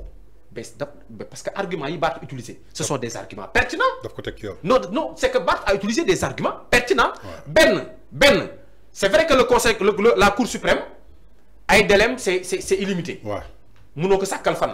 waaye le juge des référés moom ay délai c'est sans délai c'est-à-dire que boo dugalee. si c'est recevable day statuer. et il est le seul à statuer. moo tax man la ba tey am na magistrat. te c'est bul fàtte ni c'est sous Macky Sall. qu'on a eu ce juge des nu ñu koy waxeeti. des référés voilà le juge des référés. moom ñoom si lañ ko amélioré. ba indi ko le juge nu ñu koy waxee des référés boo xoolee non seulement il statue seul à moins que. mu délégué beneen juge ne que kaay defal ma ko. c'est le premier président de la Cour suprême. moom bu délibéré ba teg ces délibérations ne peuvent pas être contestées. maanaam tey décision bi mu jël ne nañu suspendre. kenn mënut si dellu ginnaaw. on est obligé de suspendre. te même bu fekkee ni ñoom ñi ngi naan lundi 10 heures xaw ma la ñuy commencer. la élection bi. le juge même bu commencer même bu jeexalee 1 heure du matin. xamuñu ne tout ce qui est entrepris là-bas au niveau de la mairie est nul et non avenu. ça c'est vrai. ñoom loolu la ñu xamul moo tax ma ne la ñoom xamuñu sax justice moo tax fu ñu dem perte. d'accord parce que yow mënoo toog ñu ne la carrément ñu bindal la ne la dans la loi sur la Cour suprême dañ ne la clairement le juge des référés décision bi mu jël ba accepter que ni Barthélémy Dias y a d'abord le premier argument c'est l'urgence parce que c'est urgent parce que ñi ngi koy remplacer. mu ne foofu c'est pertinent. yow nga ne da nga koy remplacer. mais xoolal Tange c'est-à-dire que xoolal ñàkk xam-xam boobu yow juge bi nangu na ne. Barthélémy Dias mii boo ko dindee si postam yow da nga koy yàqal liggéeyam. mooy le caractère urgent. juge bi nangu na ne effectivement y a un caractère urgent parce que dañ ko bëgg a remplacer. juge bi ne comme que dañ ko bëgg a remplacer arrêtez tout yéen ngeen da ngeen def élection bu ngeen defee élection l'élection sera invalidée par la Cour suprême. ça c'est vrai d'accord léegi ci biir loolu c'est-à-dire que lan moo waral yàkkamti bi. pour ñu remplacer Barthélémy Dias vu que am na recours boo xamante ni tey jii mi ngi ci Cour suprême alors que le recours n'est pas suspensif par rapport ak li nga xamante ni tey jii mooy décision ci poste bi nee nga ko léegi ni ñu ko jëlee ci mairie bu Dakar maanaam c'est illégal le préfet n'a pas le droit de prendre un décret pour destituer benn maire kenn moo am sañ-sañ bi maanaam mooy le président de la République ñi gis ni que préfet tey ci yoon la tënku parce que yoon moo fa installé préfet yoon moo may préfet mu bind pour wax ak maire bi lan moo waral tey jii préfet tënku ci yoon ba pare ñi demaat ci yoon bi nga xamante ni mooy Cour suprême ñoom it ñu weddiwaat li nga xamante ne tey jii préfet bëggoon na ko jëlaat muy beneen décret pour que ñu amal benn anticipation lan moo lalu ci ginnaaw dafa am ñaari cas yoo xamante ne moom laa comprendre préfet ci yoon la tegu Cour suprême ci yoon la tegu tegut Cour suprême dafa ne préfet ci yoon boobu nga tegu ba bëgg a def lii dama bëgg nga dakkal loolu ba man ma pare sama yoon c'est-à-dire que dafa xaw a compliqué quoi ci man. waaw parce que le préfet mën nga ko activer fonctionnaire la mu utiliser les articles qui sont dans le code général des collectivités locales. Parce que le préfet, on sait que dafa nekk dans la hiérarchie même des collectivités locales. Parce que maire yi ci préfet mooy valider seen ay décisions yu bëri. donc moom mooy capable koo xam ne mën na destituer. bu fekkee ni effectivement ni ñu ko waxee woon maa ngi la koy wax au départ bu fekkee ni cas bi c'est-à-dire que du maire la concerné. bu fekkee koo xam ne maanaam dafa nekk dans agent municipal la. wala équipe municipale bi préfet day intervenir mais pas chez le maire. maintenant nag le problème mooy. code des collectivités locales boobu xam nga problème bi mooy gis nga Tange fii loi boo gis dafa am instance supérieure bu koy àtte. ça c'est vrai. foofu la affaire bi nekk nag. moo tax yow Tange foofu nga kiiwee xam nga lu tax. parce que bu fekkee da nga jël décision. pour entériner. wala pour rejeter. une décision boo xam dafa tegu ci benn kaw fonctionnaire mu jàpp ne cette décision là est illégale. gis nga code boo mënte sukkandiku ba def ko. la Cour suprême est compétente pour dindi ko. d'accord. foofu la affaire bi nekk. est-ce que tey aussi amul benn confusion. ci li nga xamante ni tey jii ñu bëri ñi ngi def comparaison diggante Khalifa Sall bi ko Soham Wardini di remplacer. parce que Barthélémy Dias a été élu en 2022 au suffrage universel direct. mu wuuteeg ni ñu doon falee maire bu njëkk. maanaam conseil municipal bi bureau bi ñoom ñooy. réunir voter tànn kan mooy doon maire. est-ce que loolu changé wul tey jii est-ce que Pastef du ci piège boobu la ñu daanu bëgg ci sukkandiku pour jëlee fa Barthélémy Dias illégalement. parce que vu que aussi noo jeexalu ma. cette même question est-ce que tey yow mën nga admettre Pastef fi nekkoon démb ci kanamu sénégalais yi xamal ni que Macky Sall moo bëgg a nangu maire bi ci Barthélémy Dias alors que sénégalais yi ñoo ko fal pour un mandat de 5 ans ba 2027 kenn mënul foqati mairie bi ci loxo Barthélémy Dias tey Pastef ñëw bëgg ko nangu en tant qu'un acteur politique. xam nga seen affaire dafa doy waar. xam nga Tange non politiciens yëpp meluñu noonu ñoom ñoo mel noonu ñoom Pastef ñoo mel noonu non d'accord ma gis nga Tange bu fekkee ni dañuy waxtaan rek te wax dëgg ca la waaw gis nga ne serait-ce que par courtoisie ak ne serait-ce que par maanaam ne serait-ce que par maanaam honneur li may tuddee man honneur politique waaw dignité Pastef war woon nekk en bras de fer avec Barthélémy Diaz. ah ouais déedéet dinaa la ko wax pour deux raisons. vas-y. La première raison. mooy tey Barthélémy Diaz dafa nekkoon benn maire boo xam ni. dans les moments les plus difficiles de Pastef. Barthélémy Diaz presque moo taxoon waa Pastef toroxuñu. dama la koy wax clairement nag ngay dégg moo taxoon waa Pastef génn wàll gépp toroxuñu. tey ñi nekk tey Pastef amee micro yi amee débat yi yore plateau yi. jëlal Guy Marius Sagna. waaw Guy Marius Sagna fii lañ ko affecté mu ne du ma dem. mu am fi ay problème ak l'état de Macky Sall. qui a amené Guy Marius Sagna au niveau de la mairie de Dakar. Barthélémy Diaz téye ko ci loxoom. Barthélémy Diaz. mais ñeneen yoo xam du ma leen cité fii parce que intéressé wuñ ma. mais on sait ce que la mairie de Dakar a servi au Pastef. on le sait. Pastef tey bu taxawee tey ba nekk parti ba dëgër. ba ñeme. ba am benn solidité bi au niveau de la capitale Barthélémy Diaz joué na c'est un grand rôle. waaw kooku fii lañu fekk bien que man à l'époque musuma ànd ak Pastef yow xam nga ci dara. waaw musuma ànd ak ñoom xam nga ci dara te musuma nangu tamit Barthélémy Diaz di leen jàppale à l'époque. parce que xamoon naa fi ñuy mujjee ak moom parce que je savais que ce ne sont pas les mêmes graines. on ne doit pas les arroser ensemble man xamoon naa ni duñu benn. léegi nag bu fekkee nag par exemple Tange pour en revenir à ta question ba xam jàpp nga ne yow logique na.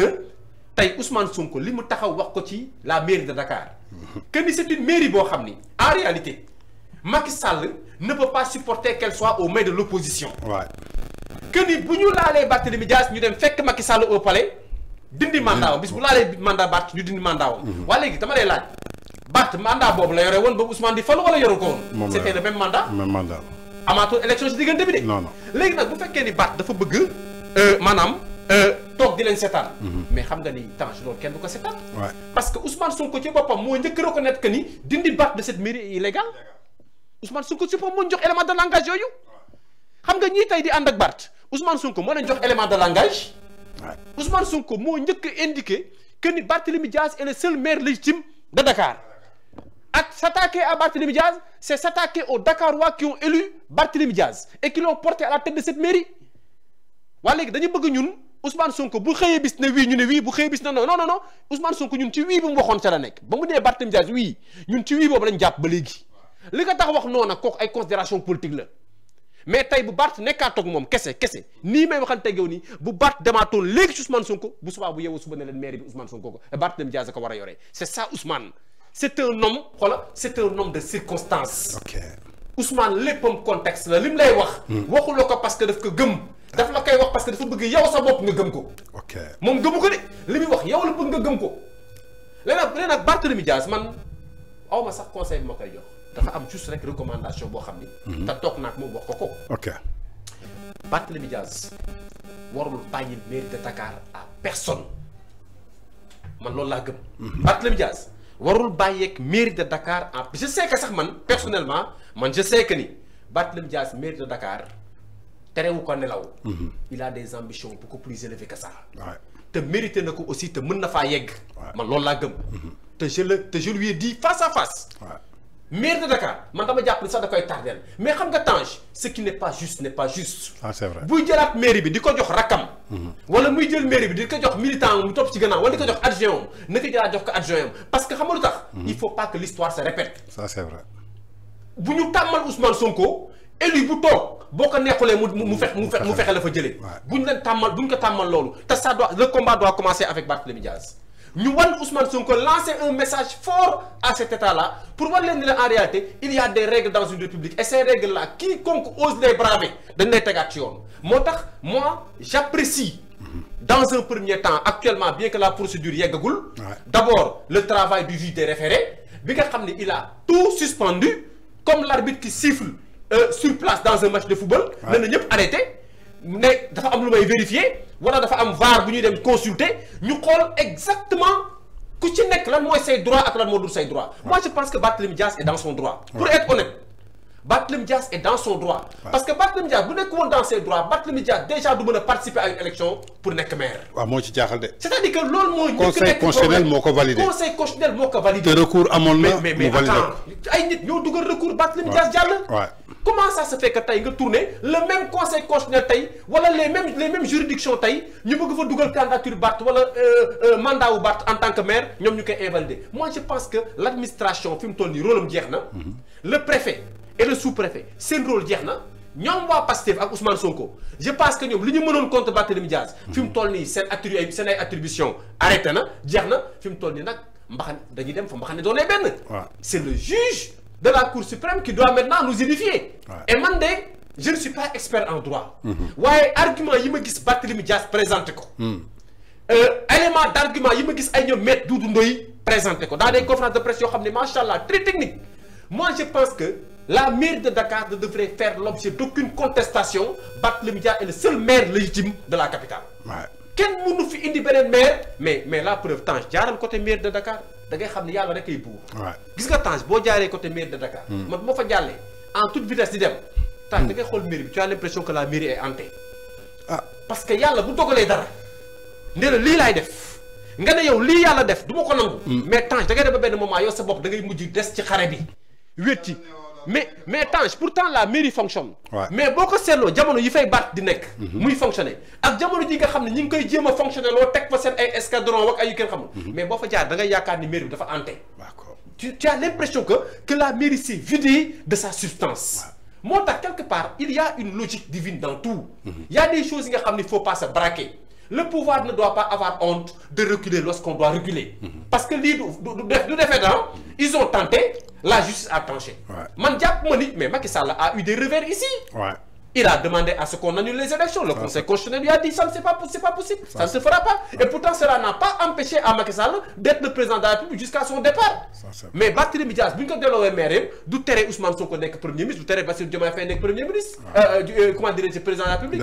Et les élections législatives vont arriver bientôt. Je pense que nit ki boo ko mënee ëpp ko doole mais da ngay bàyyi ba élections yi jot rek nga gagné ko. d'accord man loolu laa gis. d'accord voilà su ñu jógee ci cas Barthélémy Dias ak li nga xamante ni maanaam mooy élection anticipée bu mairie de Dakar par rapport ak remplacement le 25 août bi ñu jëloon conseil cour suprême du moins daal dina ko dàqandi daal ba mu génnee verdigam ci recours bi nga xamante ni Barth dugaloon na ko suñu jógee ci Barth dañuy ñëw ci beneen cas Djibi gis nga l'actuel premier ministre ginnaaw bu mu demee Chine dem Turquie ñu ngi koy annoncé fële ca France maanaam le 23 septembre jëmale ko ci li nga xamante ni maanaam mooy benn conférence intergouvernementale diggante réewu Sénégal ak France tey ñu bëre jàpp ni que de discours panafricaniste bi nga xamante ne tey moo rey 86 jeunes de France dégage ñu yàq fi ay études françaises demoon ba taxaw ne France na teggi concam ci suñu ndodd dem ne France dafa jël kuddam daal di ñu koy teg ba France CFA bi ñu daal di koy critiquer xamal ni ñu ko tey jii France doonoon na benn réew boo xamante ni amul pétrole amul gaz alors que ñun am nañu pétrole am nañu gaz soxlawuñu benn yoon France tey le premier ministre de la République du Sénégal ne mi ngi dem France pour benn séminaire intergouvernemental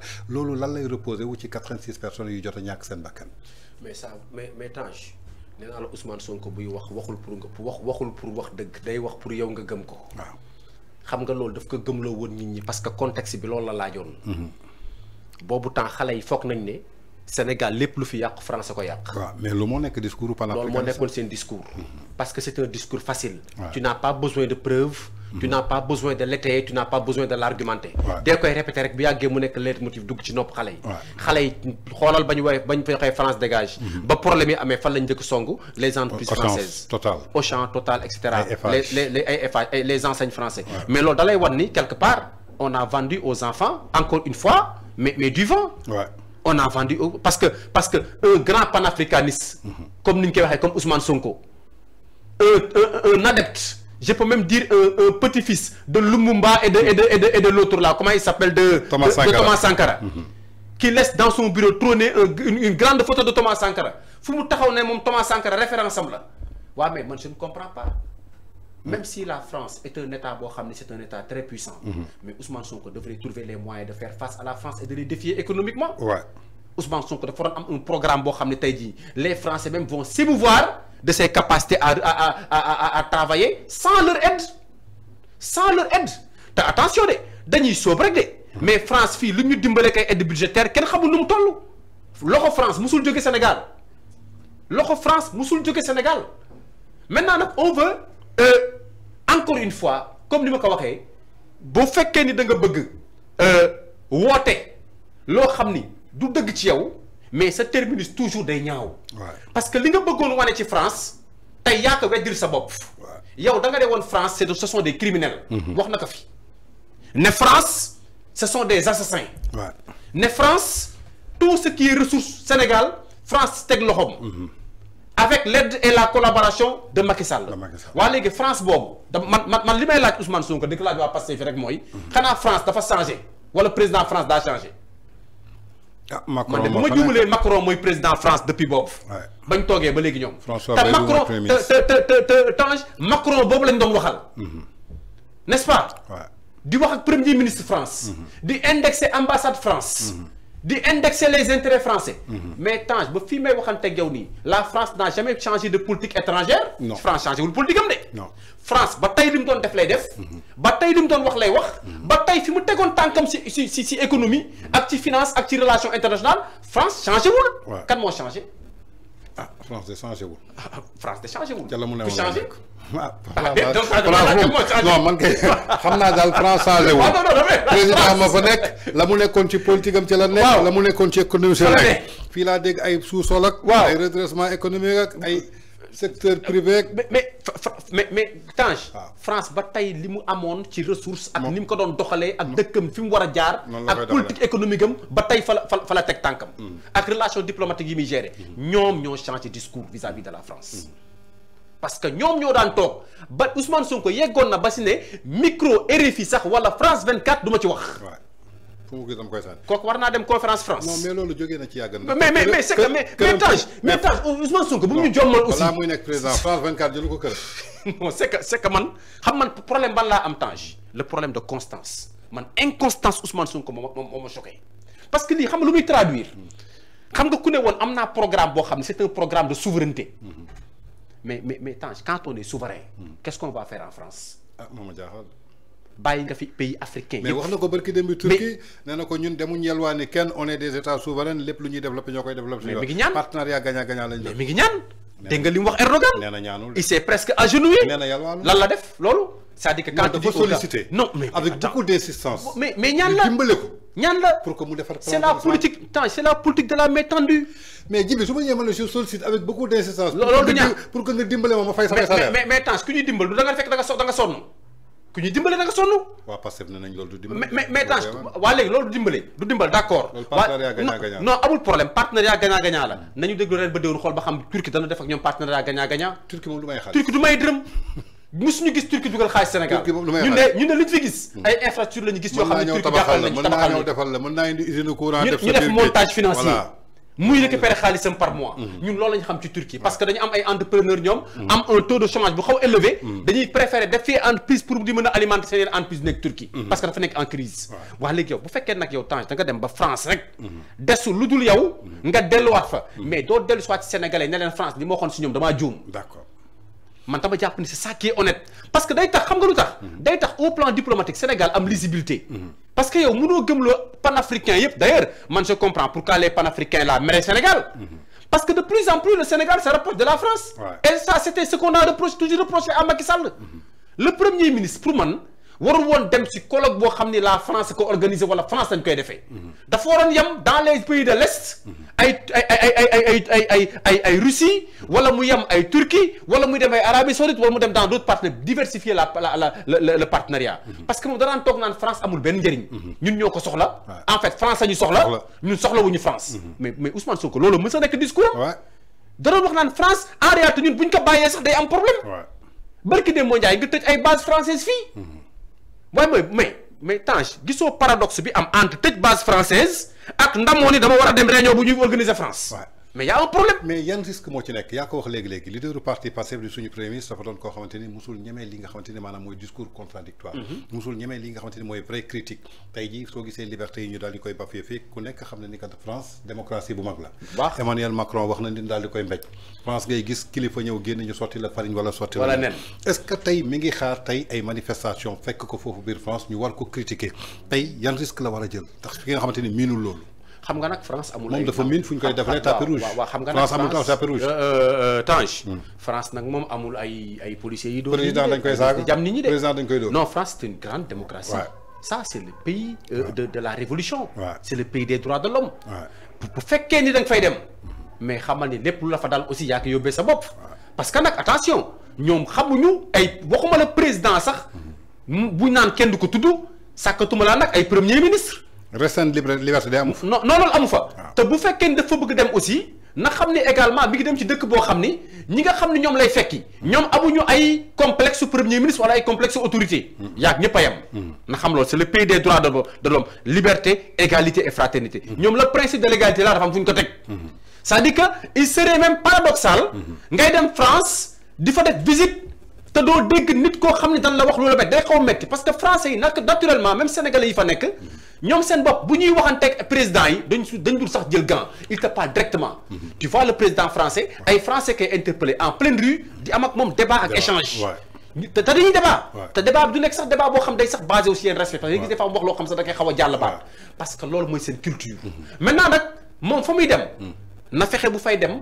bu mu fa indi benn problème en matière de di ñëw naan ay dañ maa manqué respect wala ñëw naan assuré wuñ ma sama sécurité wala ñëw naan dañ fa manifester parce que nag ñoom autant y a beaucoup de présidents yoo xam ni ku mel na Macky Sall dem na fa waa Pastef xaar nañ ko fa am luñ ko fa defal loolu moom am na fa loolu tamit aussi dañu bëgg a préparer opinion bi xamal leen ni Ousmane Sonko mi ngi ñëw France Ousmane Sonko dafa war a def visite te bëgg nañu Ousmane Sonko bu fa def visite bëgg nañu aussi mu xam lan mooy vraie démocratie naka sénégalais yi nga xam ni maanaam jàpp nañ ne fii bu ñu fa waxee ñu tëj leen ah man de nii may waxante ni bu ma mënoon dem France damay dem France xaar ko mu ñëw ñu génne suñuy pancarte buñ ko mënee xëpp ndox daañu ko xëpp buñ ko mënee xëpp fan daañu parce que xamul tax parce que Ousmane Sonko foog mu xam ni il doit être et accepter d'être en démocratie d'accord te France c'est un pays démocratique et bu am ay liberté te bu fa demee aussi na xam fu muy yem parce que France bu fa garde corps dóoree dañ lay jàpp Ousmane Sonko bu fa dóoree dañ ko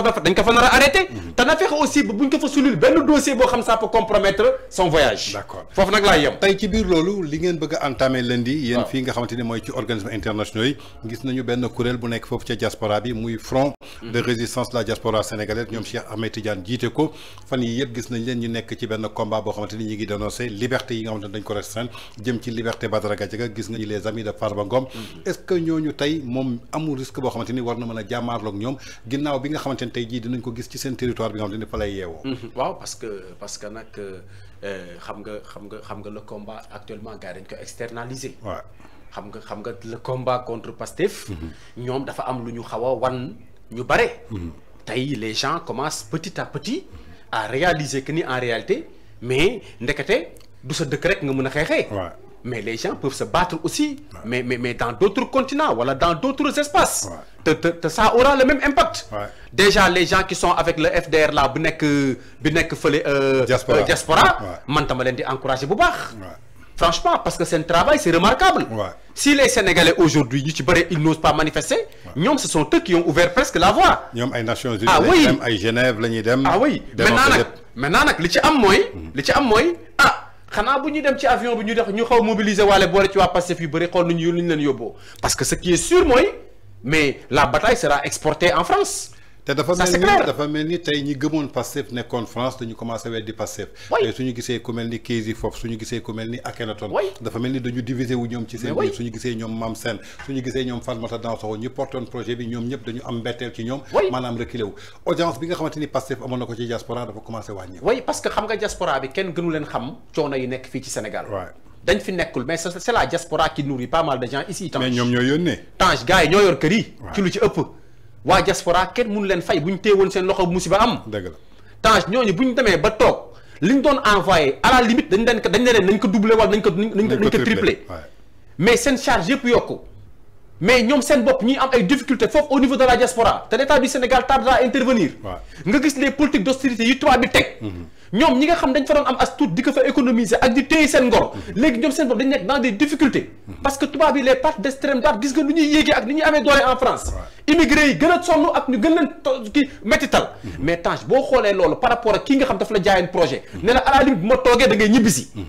mais immigré yi bëri préparer seen voyage ak seen retour. kenn ñemeeku ci ñibbisi.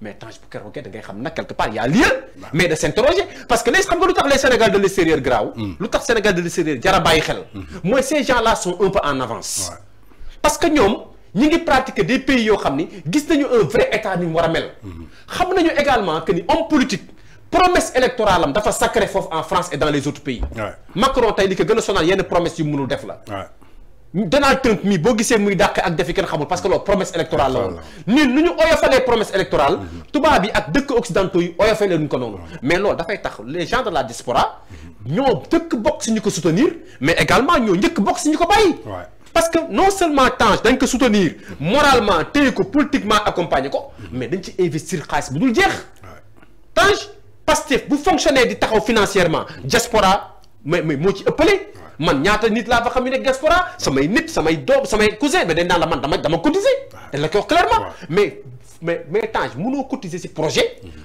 bi agsi au pouvoir lan ko doon xaaree commencé gu ko sax ci 2 ans yow mi ko faloon da nga naan man sama cotisation fa la doon jaar parce que nag ku nekk xam na ne diaspora am fa xaalis yow Tange xam nga ni seen xaalis faruñu ko xaalis diaspora gars yi faruñu ko 5 euros bi ngay am gars yi faruñu ko un immigré bu jëlee 1000 euros may ko waa Pastef wala mu jël 300 euros may ko waa Pastef mais c'est parce que dafa liggéey sous la neige sous le vent et sous la pluie pour mën a cotiser loolu ça c'est vrai waa léegi bu fekkee ni loolu dafa am ba pare Ousmane Sonko toog waxagul diaspora Ousmane Sonko du wax sax ba tudd waa diaspora c'est-à-dire que gisuma benn programme bu précis bu leer bu mu tegal waa diaspora si koo xam dafa ne leen bu ma toogee yéen ñëpp bu ngeen defe naa di ngeen préparer seen retour ñibis dëkk ba ñu liggéey mais xoolal poste de nomination yi xoolal ministères yi xoolal direction yi lan la si waa diaspora yore avec tout ce qu'ils ont fait pour Ousmane Sonko. communication Aliou Sall. mais moom rek nga ciy dégg te nañu waxante dëgg bu dee participation au projet rek. mais man xam naa Pastef ñu nekk ci diaspora loo xam lu ñu def Aliou Sall mi def ko.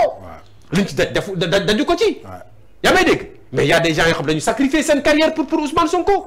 mais léegi kooku boo toogee amul benn réaction bu leer wala benn avancée bu significative boo proposé waa diaspora mais Tange waa diaspora bu ñu la waree bàyyi daañu la bàyyi bu ñu la warul bàyyi dañu la bàyyi dañ lay bàyyi. d'accord dañ lay bàyyi. d'accord su ñu jógee foofu dañuy ñëw ci El Malick Ndiaye président Assemblée nationale gis nañ ko démb benn interview boo xamante ne daal accordé nañ ko ñu diffusé ko Seneweb en tant que deuxième personnalité de l'État mu jiite li nga xamante ni mooy Assemblée nationale ñu xam séparation des pouvoirs mu yëkkati ñaari kàddu yoo xamante ni dafa jaaxal askan bi nee na projet bi soo gisee tey doxul sénégalais yi li ñu leen digoon defuñu ko yaa ngi koy wax léegi tubaab yi dañu respecter promesse électorale parce que justice moo leen di bloqué lépp lu ñu dëgal justice moo leen di bloqué ci ki nga xamante ni tey jii da nga war a xam lan mooy séparation des pouvoirs justice war a dox exécutif war a dox législatif war a dox El Malick yëkkati kàddu yooyu mu jaaxal ñu bare donte nee na ñoom ci seen droit la ñu nekk alors que assemblée nationale ñoo diggoon sénégalais yi suñu accès dañuy criminaliser wàllum góor jigéen dugal nañu loi bi daal di nañ koy rejeté ñoom assemblée nationale mi ngi nii projet de loi sur la criminalisation de l'ordre sexuel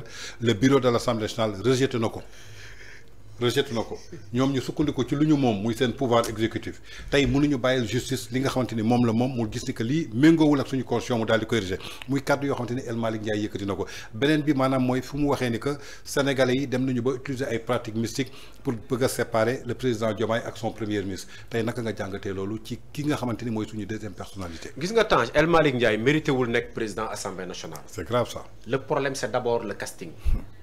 El Malick Ndiaye amul envergure nekk président assemblée nationale. El Malick Ndiaye amul jàng nekk président assemblée nationale El Malick Ndiaye amul profil diriger les députés nekk leur président je suis désolé. pourquoi boo jëlee historiquement ñi mës a nekk président assemblée nationale yépp c'est des gens qui ont pratiqué l'État. xam nga bu baax. am de très hautes responsabilités. ça c'est vrai. nekk des gens yi nga xam ni quand même fi ñu dëkk ak fi nga xam ni état bi daf leen fa soxla dañ fa def des résultats.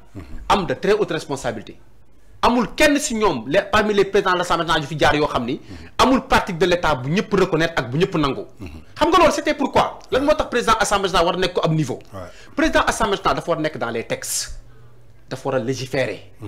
dafa war a wax ci problème askan bi. dafa war a di ànd ak même les députés à la limite. di dem sur le terrain di xool la fa am.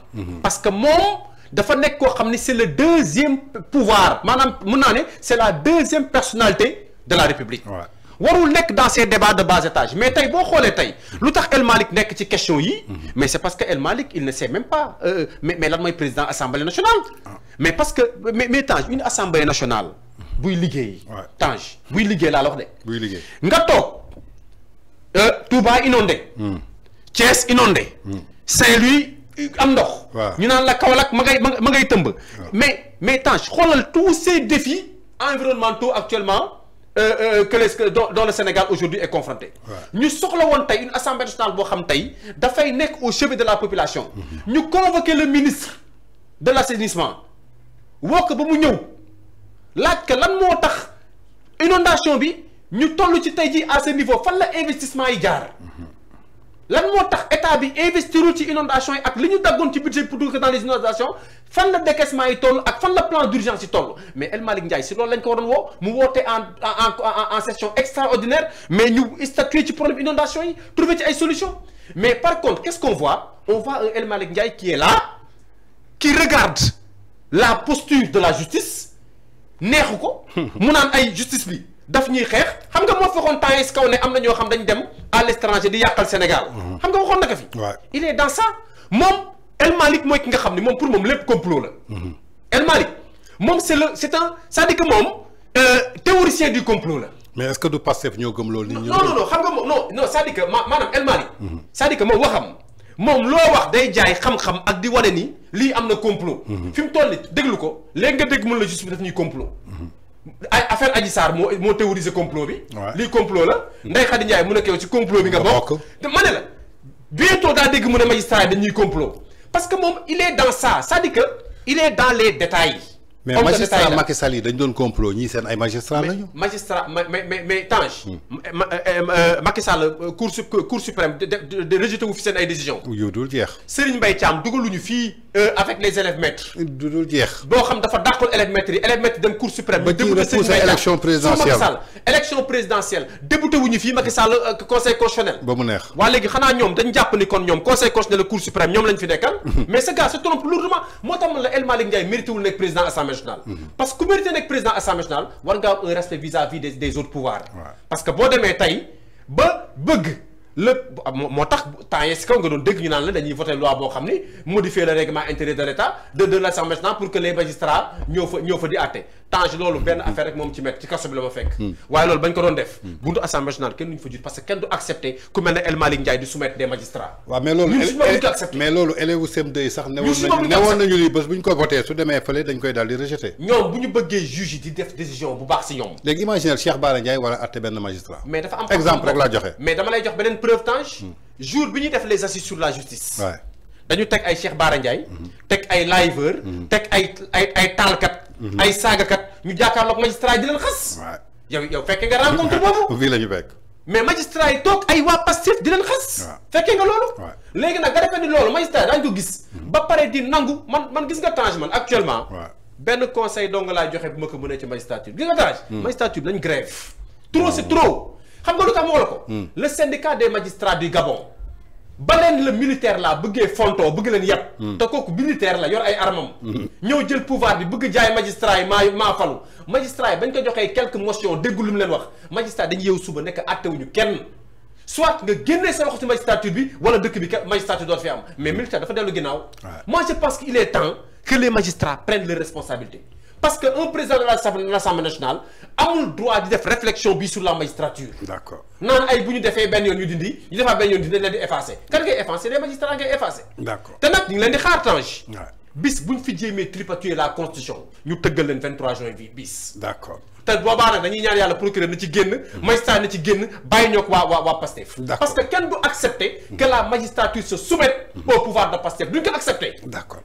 d'accord Djibi xam bi xoj nañu waaye foog ñu dugg ci lii rek vite fait nga résumé ko ginnaaw li nga xamante ni mooy T2 bi di rapport d'exécution budgétaire bu deuxième trimestre bi gis nañu mu génn ginnaaw loolu liñ ci ràññee maanaam tey suñu xoolee ci fonctionnement ñi nga xamante ni ñoo yor état bi maanaam 12 milliards la ñu dépensé ci ñoom par jour alors que investissement ci sénégalais yi suñ ko xayma ku ci nekk tey jii 118 francs la ñu dépensé ci yow par jour tey naka nga jàngatee rapport bi nga xamante ni génnee nañ ko ba noppi ñu sukkandiku ci croissance 12,1% alors que xaalisu hydrocarbure bi moo ci yokk soo ko génnee 3,1% la alors que tey soo demee ci sénégalais lambda bi seen assiette 0 franc moo ci nekk jamono ji nga xamante ni pétrole baa ngi coulé tey ji sénégalais bi moom mi ngi coulé di suulu ci suuf tey ban jàngat nga am ci rapport d'exécution budgétaire bi ak manque de transparence bi nga xamante ni gis nañ ko ci fonctionnement présidence primature ak li nga xamante ni mooy assemblée nationale dugaluñu ko ci biir. ñun de temps dañuy fi waxoon dette cachée bu ñu jaaxal dette cachée boo xam ne àdduna yëpp duñu naan. léegi dépense cachée am na de. waaw léegi dette cachée bi. ñun temps yàqal nañu suñu crédibilité.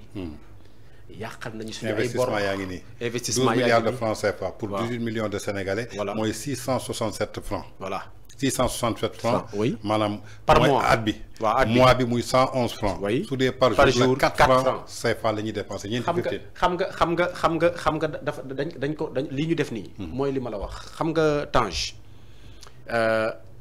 boo gisee dépensé nu mu néewee. bi ñu jëmale ci askan bi. nga xam ni 12 milliards nga def ci 6 mois yi.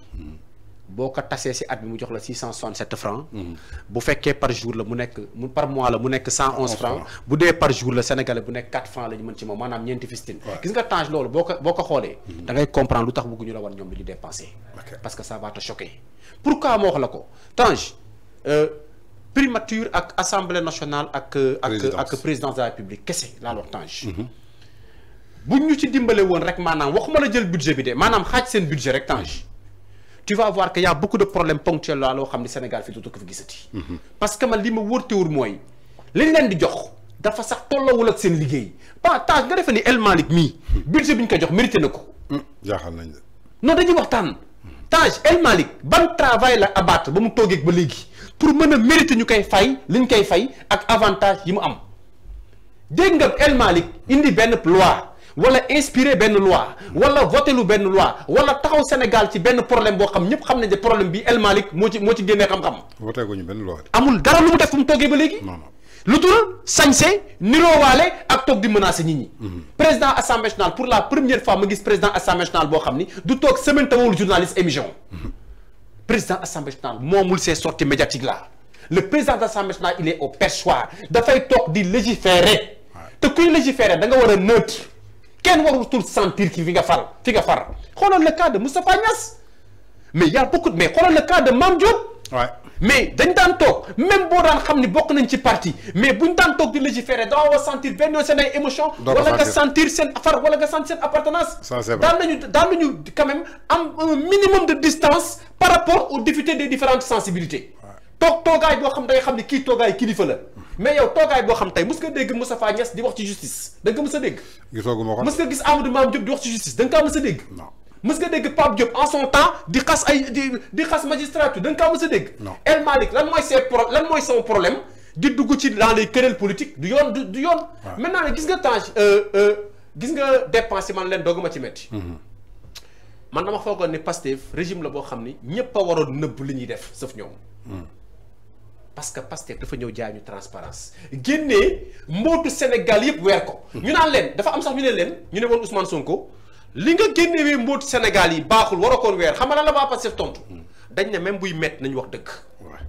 ñoom loolu la ñu waxoon. dañ nañu même buy métti nañu wax dëgg. nañu wax dëgg lépp leer. Tange ñu topp leen ci kon ñoom boo xoolee budget bi ni ñu ko génnewee bii rapport d'exécution bi ak li ñu nëbb ci dépense unité yooyu. te ñun xam nañ ko. on sait très bien que saa yu ñu ko génnewee day passé 40 milliards passé 50 milliards saa yu ñu ko génnewee noonu foofu yooyu lay toll. léegi nag bu fekkee ni yow da nga dem ba toll ci nëbb. mais ça signifie que ni en réalité yow li ngay def xam nga ni baaxul. xam nga Tange lu ñuy nëbb rek y a un problème. te gis nga le ministre des finances. na xam ni fonctionnaire la. Cheikh Diba na xam ni c'est un fonctionnaire gis nga Tange le fonctionnaire. fonctionnaire dafa am devoir d'ingratitude à l'endroit de qui que ce soit. gis nga nit fal la taxul nga koy nëbbal wala nga koy couvrir. Cheikh Diba doit dire exactement comment l'argent du Sénégal a été dépensé waru ci nëbb 1 franc parce que xamul tax parce que dafay traduire un peu moom sa volonté en tant que ministre des finances. que ni nit ñi war nañ am ci moom confiance. ministre des finances dañu am ci moom confiance. ça c'est vrai. man musuma gis ministre des finances boo xam ni nit ñi dañ koy xalaatal Pastef wala nit ñi dañ koy xalaatal couleur politique wala nit ñi dañ koy sentir une proximité avec le pouvoir en place daraan am benn distance. Amadou Ba nekk na ministre des finances Macky Sall def na fi lu nekk pour mu dugg APR sottiwul. après la li xew fara ça c'est vrai yow xam nga li ma lay wax. ça c'est vrai Macky Sall a tout fait pour que Amadou Ba rejoigne l'APR. d'ailleurs sax am na ay affaires yu mu ko xaw a yàqal. parce que dafa bañoon ne du ci dugg. parce que loolu ministre des finances par vocation wala politique. mais li ñu gis nii dañu gis benn implication du ministre. dans des choses yi nga xam ni moom en tant que technicien. war cee dugg parce que les Sénégalais dañu am droit nag à la fin de la journée ku ci nekk si ñoom Sénégalais ñu war a xam comment qu'est-ce que tu gagnes. qu'est-ce que tu perçois et que li ñuy cotiser di leen ko jox. nan lañ ko dépenser. c'est le minimum parce que tey mënoo topp ay Tahirou Sarr problème xaalis. naan la na leeral Farba Ngom nga naan ka leeral la. ah. Dansar Khady Ba Dansar nga ne ko leeralal keneen ak keneen nga ne ko leeralal Lat Diop nga ne ko leeralal yow nga génneel ñu rapport ñëpp di la xaar yow mi naan nit ñi leeralal ngay lëndëmal mais loolu bu yàggee mais yow non bu yàggee sax yow miy jàppee pour problème xaalis sax da ngay mujj ridicule parce que yow dafa mel ne bëgg nga xam li nit ñi am waaye yow bëggoo nit ñi bëggoo ñu xam li ñu yore te sangu nag wax dëgg yàlla boo koy digle day fekk nga set dëgg la il va falloir que ñoom tamit ñu génneel parce que man dama jàpp ne man bii rapport man dama jàpp ne du rapport parce que rapport boo xam ne li ci waroon nekku ci man dama jàpp ni c'est du pipeau ça ne sert absolument à rien moo tax boo xoolee rapport bi benn wax amu ci parce que y a rien à tirer li ñu soxal mooy xam état bi nan lay dépenser parce que ça c'est une directive de l'UEMOA qui s'impose à tous les états état bu nekk chaque trimestre da nga war a wax ni ngay gérer sa xaalis. ça mooy dëgg. loolu da nga constitution bi moo ko santaane. loolu du neexal. droit loolu obligation la c'est un droit. pour le citoyen. dafa war a xam exactement yow mi yor ay alalam nan nga gérer son argent. mais bu fekkee ni yow da nga koy génnee bu la neexee nga nëbb ko parce que yaa ngi daw ñu débat ci wala ñu wax ci mais nañ ko génne ñu xool. buñ ko xoolee mais bu fekkee ni am na des sommes yoo xam ne waruñu ko woon dépenser mais évidemment ñoom ñu justifier ko wax la moo tax ñu dépenser ko parce que il faut gis nga Tange dépenser du problème xam nga luy problème nga dépenser loo mënul justifier. si les dépenses sont pertinentes. ñu xam ni ay la yëwoon lii nañ ko dépenser parce que premier ministre daa waroon tukki xëy na tukki bi mën nañ ko nangu parce que dem na fa signer peut-être dara on ne sait pas. bu fekkee dépense bi mais c'est ça le problème bu fekkee dépense bi par exemple état bi amoon na benn besoin bu urgent. loo xam dañ ko waroon fay. wala loo xam dafa waroon ay marché bu ñu waroon joxe wala loo xam ni bor bu ñu waroon fay la wala primature am lu mu waroon rembourser mais boobaa on peut comprendre ces dépenses là parce que le problème en soi c'est pas les dépenses. dépenses du problème. xam nga lu bon nga dépenser loo xam ni mënoo ko justifier wala nga dépenser loo xam ni waroo ko woon dépenser. d'accord loolu rek moo bon. d'accord Djiby temps bi moo ñu xoj mënoon nañu gën a continuer. parallèle tey jii lan mooy solution bi nga xamante ni nouvelle front force alternative am na ko ci lépp loo xamante ni liste nañ ko ci Sénégal jëmale ko ci économie jëmale ko ci justice ak lii di liberté fii ci Sénégal. waaw Tange man nag gis nga fi may gën a appuyer. vraiment ci affaire su ngeen critiquer foog ngeen ni solution. fi may gën a appuyer. vraiment dama kontaan sa question bi. fi may gën a appuyer ci wàllu économie la. Tange gis nga PIB. baax na sama PIB yokku na. 12,1 amul problème. mën nañ ko sax concéder. parce que am nga pétrole effectivement. bu ñu defee bu ñu ko recalculer réévaluer affaire yi. mën na yéeg. Tange mun naa d'accord nga ne sama budget peut-être am naa des surplus am naa recette yu bees. mën naa d'accord nga def plan de redressement mais nga Tange yii yëpp boo ko dajalee. tant que amoo politique sociale bu génnee Sénégalais ci pauvreté tu passes à côté. politique sociale. lu am solo ngeen. Tange il faut une politique sociale gis nga pétrole bii ñuy wax Tange. fii léegi jàppale wuñu Sénégalais di leen ci dimbale. famille yi xale yi jigéen ñi war na lor. jigéen bu am doom te amul jëkkër wala jigéen bu jëkkëram abandonné ñuy jàppale famille yi xale yi di jàng normalement. ñuy jàppale jigéen ñi ci couche di leen jàppale ci meew di dimbale ñi nga xam ñooy borom kër yi xale boo xam ne toll na ci 18 ans état du Sénégal am fu mu ko jàppalee mu dab digiteem ba du def yenn yi. gis nga Tange loolu buñ ci nekkoon Tange état bu baax day teg loxo askanam. pays yu baax yëpp Tange yow xam nga que France dañ lay jàppale. États-Unis dañ lay jàppale Allemagne dañ lay jàppale. pourquoi tubaab bi defuñu ko parce que dañu baax. déedéet. tubaab bi dañu xam ni boo investir ci xale jàppale ko xale bi nga xam ni tubaab bi da koy fay 1000 euros di ko jox yaayam. par mois mu koy def ci comptam mu yor xale bi toppatoo ko dimbali ko xale bi jàng ci xel bu dal. di ko faj di ko jàppale mais loolu moo tax États-Unis am Mark Zuckerberg. waaw dafay jëriñaat askanam. mais dafay jëriñaat askanam. gis nga loolu tey xoolal tey Mark Zuckerberg tey. États-Unis da ko doon téye di ko jàppale yaayam di ko jox di ko subventionné di ko dimbale. ba muy nekk gone gu ndaw. ba ni mu màggee créé Facebook ak yeneen application yi. waaye xoolal États-Unis li mu jël ci taxe ci Mark Zuckerberg boo comparé ak li ko état américain jox. dëgg xoolal comparaison bi. fay na ko ba. te xoolal Mark Zuckerberg yaa nga fa am pagaay ku ci nekk ak la nga defal Amérique ak la nga defal France. pourquoi parce que Tange nit balaay nga naam ne fa. Tange balaa ngay waxu développement. tu règles d'abord le problème de la pauvreté. ça c'est vrai. Au Sénégal on est trop pauvre pour prétendre à un développement fii di fi wax développement sax Tange c'est de la prétention. yabaate la parce que loo gis dafa am fu muy commencer.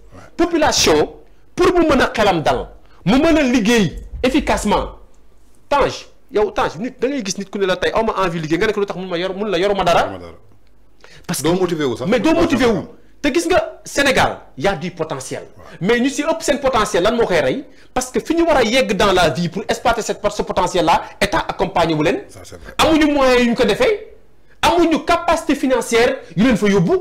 parce que ku nekk xam na ne jamono ji xaalis mooy des fois mooy tax a yegg fenn fi loo am volonté boo amulee xaalis sa famille yoruñu état jàppale wala doo dem Tange loolu la ñu war a régler il nous faut une politique sociale boo xam day laal population te gis nga Tange pétrole bi fépp fu ñu ko mën a orienter ce pétrole là ce pétrole et ce gaz là te defuñu ko ci xale yi defuñu ko ci jigéen ñi defuñu ko ci jeunes yi Tange doo prétendre jamais à un développement da ngeen koy consommer fayee ko ay bor non c'est que jëndee kay oto génération bu ñëw reprendre coono yi génération passée defoon ñun loolu la ñuy proposer à ce que ñu fexe ñun de bu ñu jotoon réew mi daañu fexe ba le pétrole et le gaz ñu trouver ci un plan boo xam ne sénégalais bu ne daañu fexe noo si mose sénégalais bu ne daañu fexe nga fexe yow noo ci gisee sa bopp parce que man dama jàpp ni un pays bu mel na Sénégal pétrolier ak gazier Tange amul benn dëkk bu baax réew mu respecté boppam bëgg boppam bu pétrole la gaz di ball ñu fay wax naan ay milliards et milliards de mètres cubes ñoo fa ne ba pare population bi nekk dans la misère.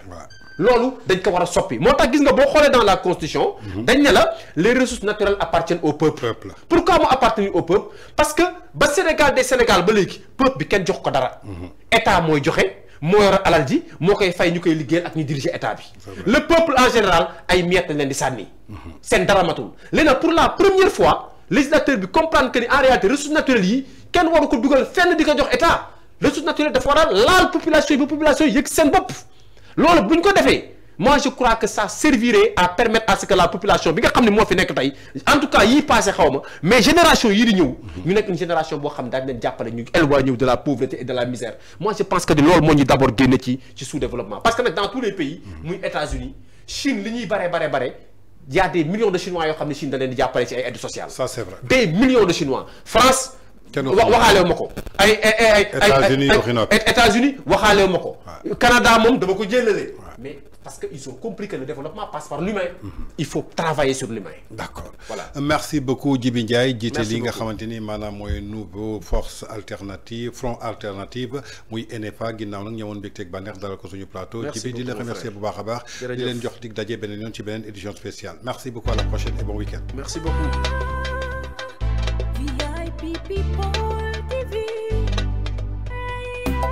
VIP People TV. Chaque jour comme si c'était le dernier. Finissons avec la manipulation. gi ma moomee guddi gi ñoom ñoo ko moomee mbay guddi gi yàgg na neex na te metti na te dëgër na kaj loolu affaire bu garaaw la xale xamu ko loolu dafa am miel am plante boo xam ni su guddi gi xaajee la tudd dañ ne 45 minutes avant laalal ñaari cuillère boo laalee ñaari cuillère xoolal da ngay bëri doole da ngay